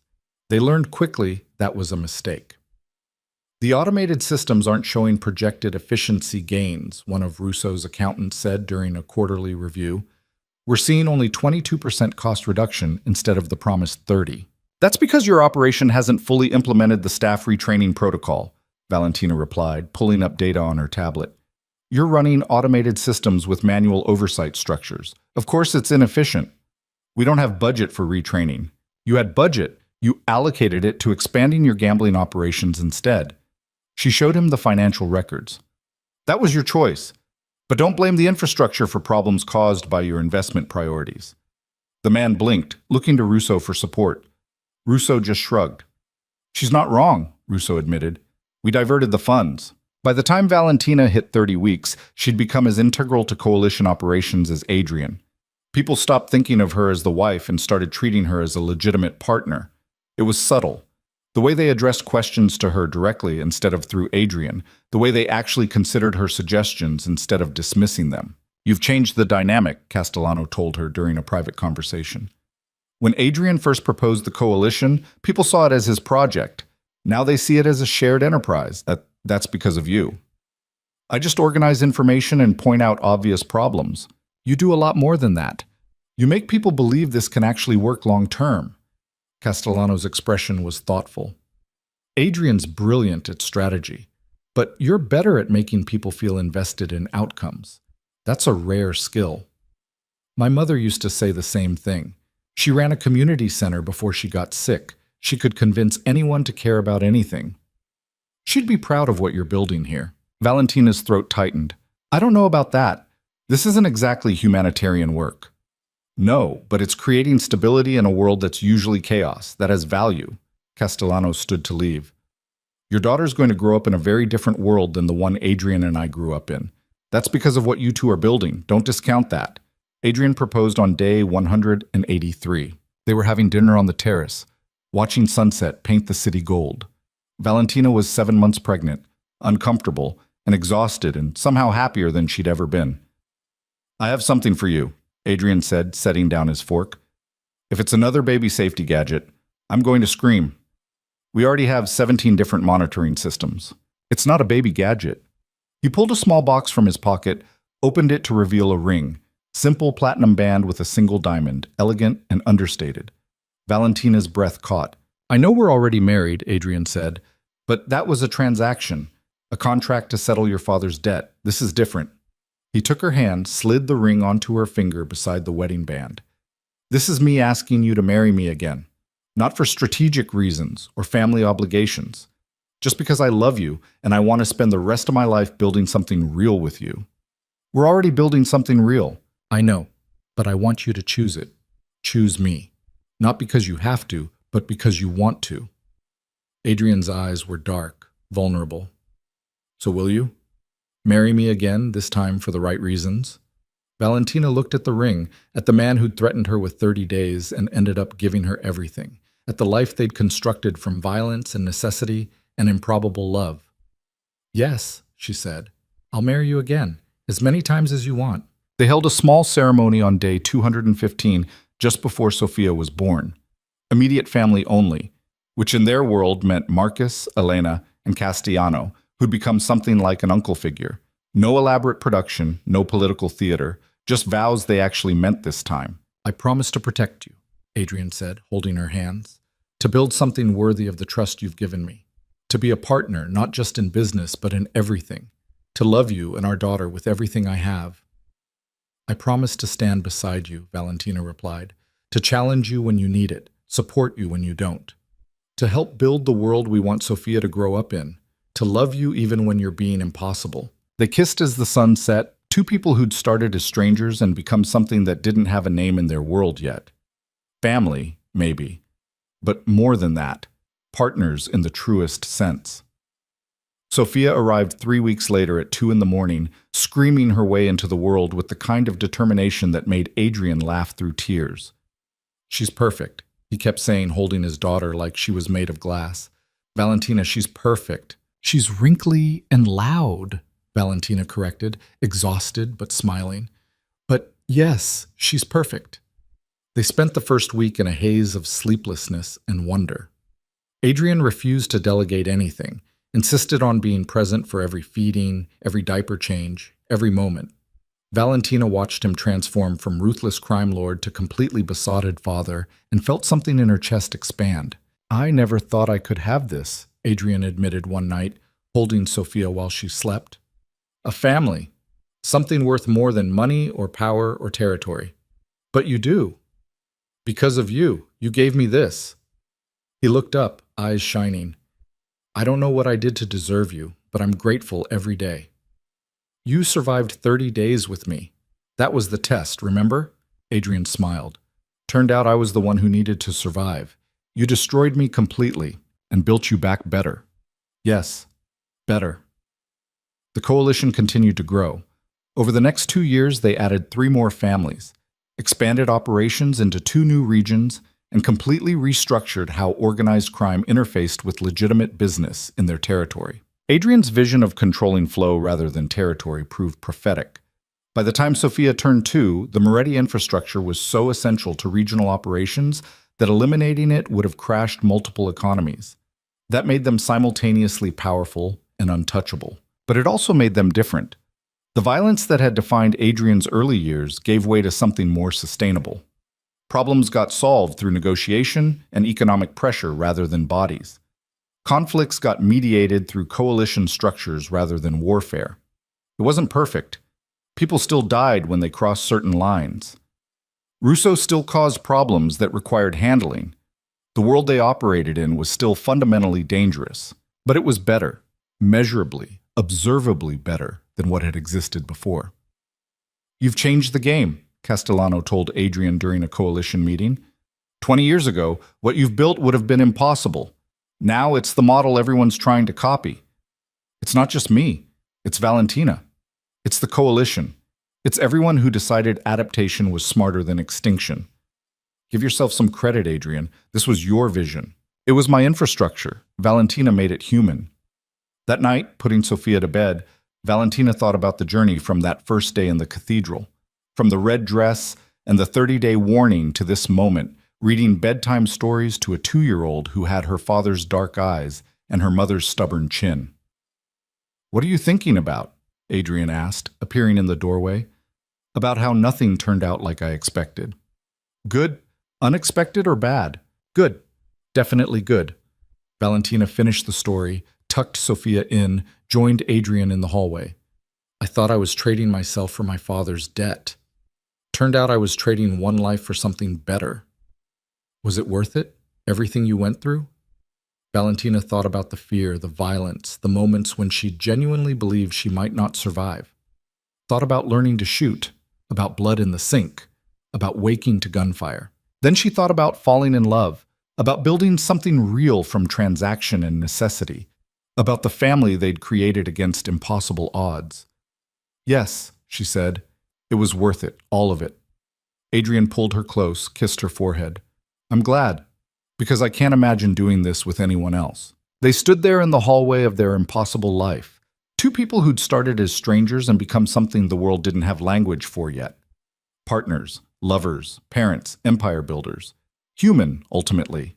Flawed and complicated and trying their best to create something that might outlast them.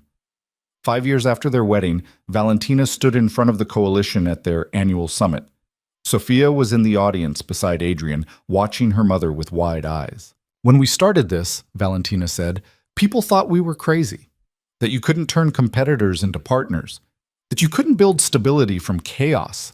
That criminal enterprise and legitimate business couldn't coexist without destroying each other." She paused, looking around the room at faces that had become familiar over years of negotiation and compromise. We proved them wrong, not because we were perfect, but because we were willing to adapt, to try something different, to bet that cooperation could be more profitable than conflict. Valentina's hand rested unconsciously on her stomach, 6 weeks pregnant with their second child, though only Adrian knew yet. The world we're building isn't utopia. People still get hurt. Money still drives decisions. Power still corrupts when we're not careful. But it's better than what came before. And it's getting better every year. That's not because of any one person or family. It's because we chose to build something together. The applause was genuine. Even Russo, who'd fought them every step of the way, looked grudgingly approving. After the summit, Adrian found her on the hotel balcony, looking out over the city they'd spent 5 years transforming. "That was a good speech," he said. "It was honest. Best I could do." Sophia was impressed. "She told me her mama is the smartest person in the world." Valentina smiled. "She's biased." "She's right." Adrian moved behind her, arms wrapping around her waist. "You took a man who knew only violence and control and taught him there were other ways to be powerful. That's transformative. You were ready to learn. I just provided the examples." "We're a good team." "The best," Valentina agreed. They stood there as the sun set, painting the sky in shades of amber and rose. Below them, the city hummed with the complicated machinery of life, legal and illegal, violent and peaceful, beautiful and broken all at once. This was the world they'd built together. Not perfect, but real. Not safe, but worth fighting for. Not what either of them had expected, but somehow exactly what they'd needed. "I love you," Adrian said quietly. "More every day." "I love you too, even when you're being impossible. Especially then." "Especially then," Valentina echoed. Sophia came running onto the balcony, demanding attention, and they folded her into their embrace. A family built from ashes and necessity and the improbable decision to trust each other when trust seemed impossible. Years later, when people asked Valentina about those 30 days that had changed everything, she'd think about that first warning in the cathedral, about Adrian telling her most people didn't survive, that she'd either adapt or shatter. She'd done neither. She'd transformed. And in transforming, she'd helped transform everything around her. That was the real lesson buried in all the violence and fear and impossible odds. People weren't fixed. Situations weren't permanent. The world could be bent towards something better if you were willing to do the work, take the risks, love someone enough to change everything. The 30-day timeline had been a test, but not the test Adrian thought he was giving. It was a test of whether two people could start from transaction and build toward transcendence, whether power could serve something beyond itself, whether love could exist in a world built on violence and still mean something real.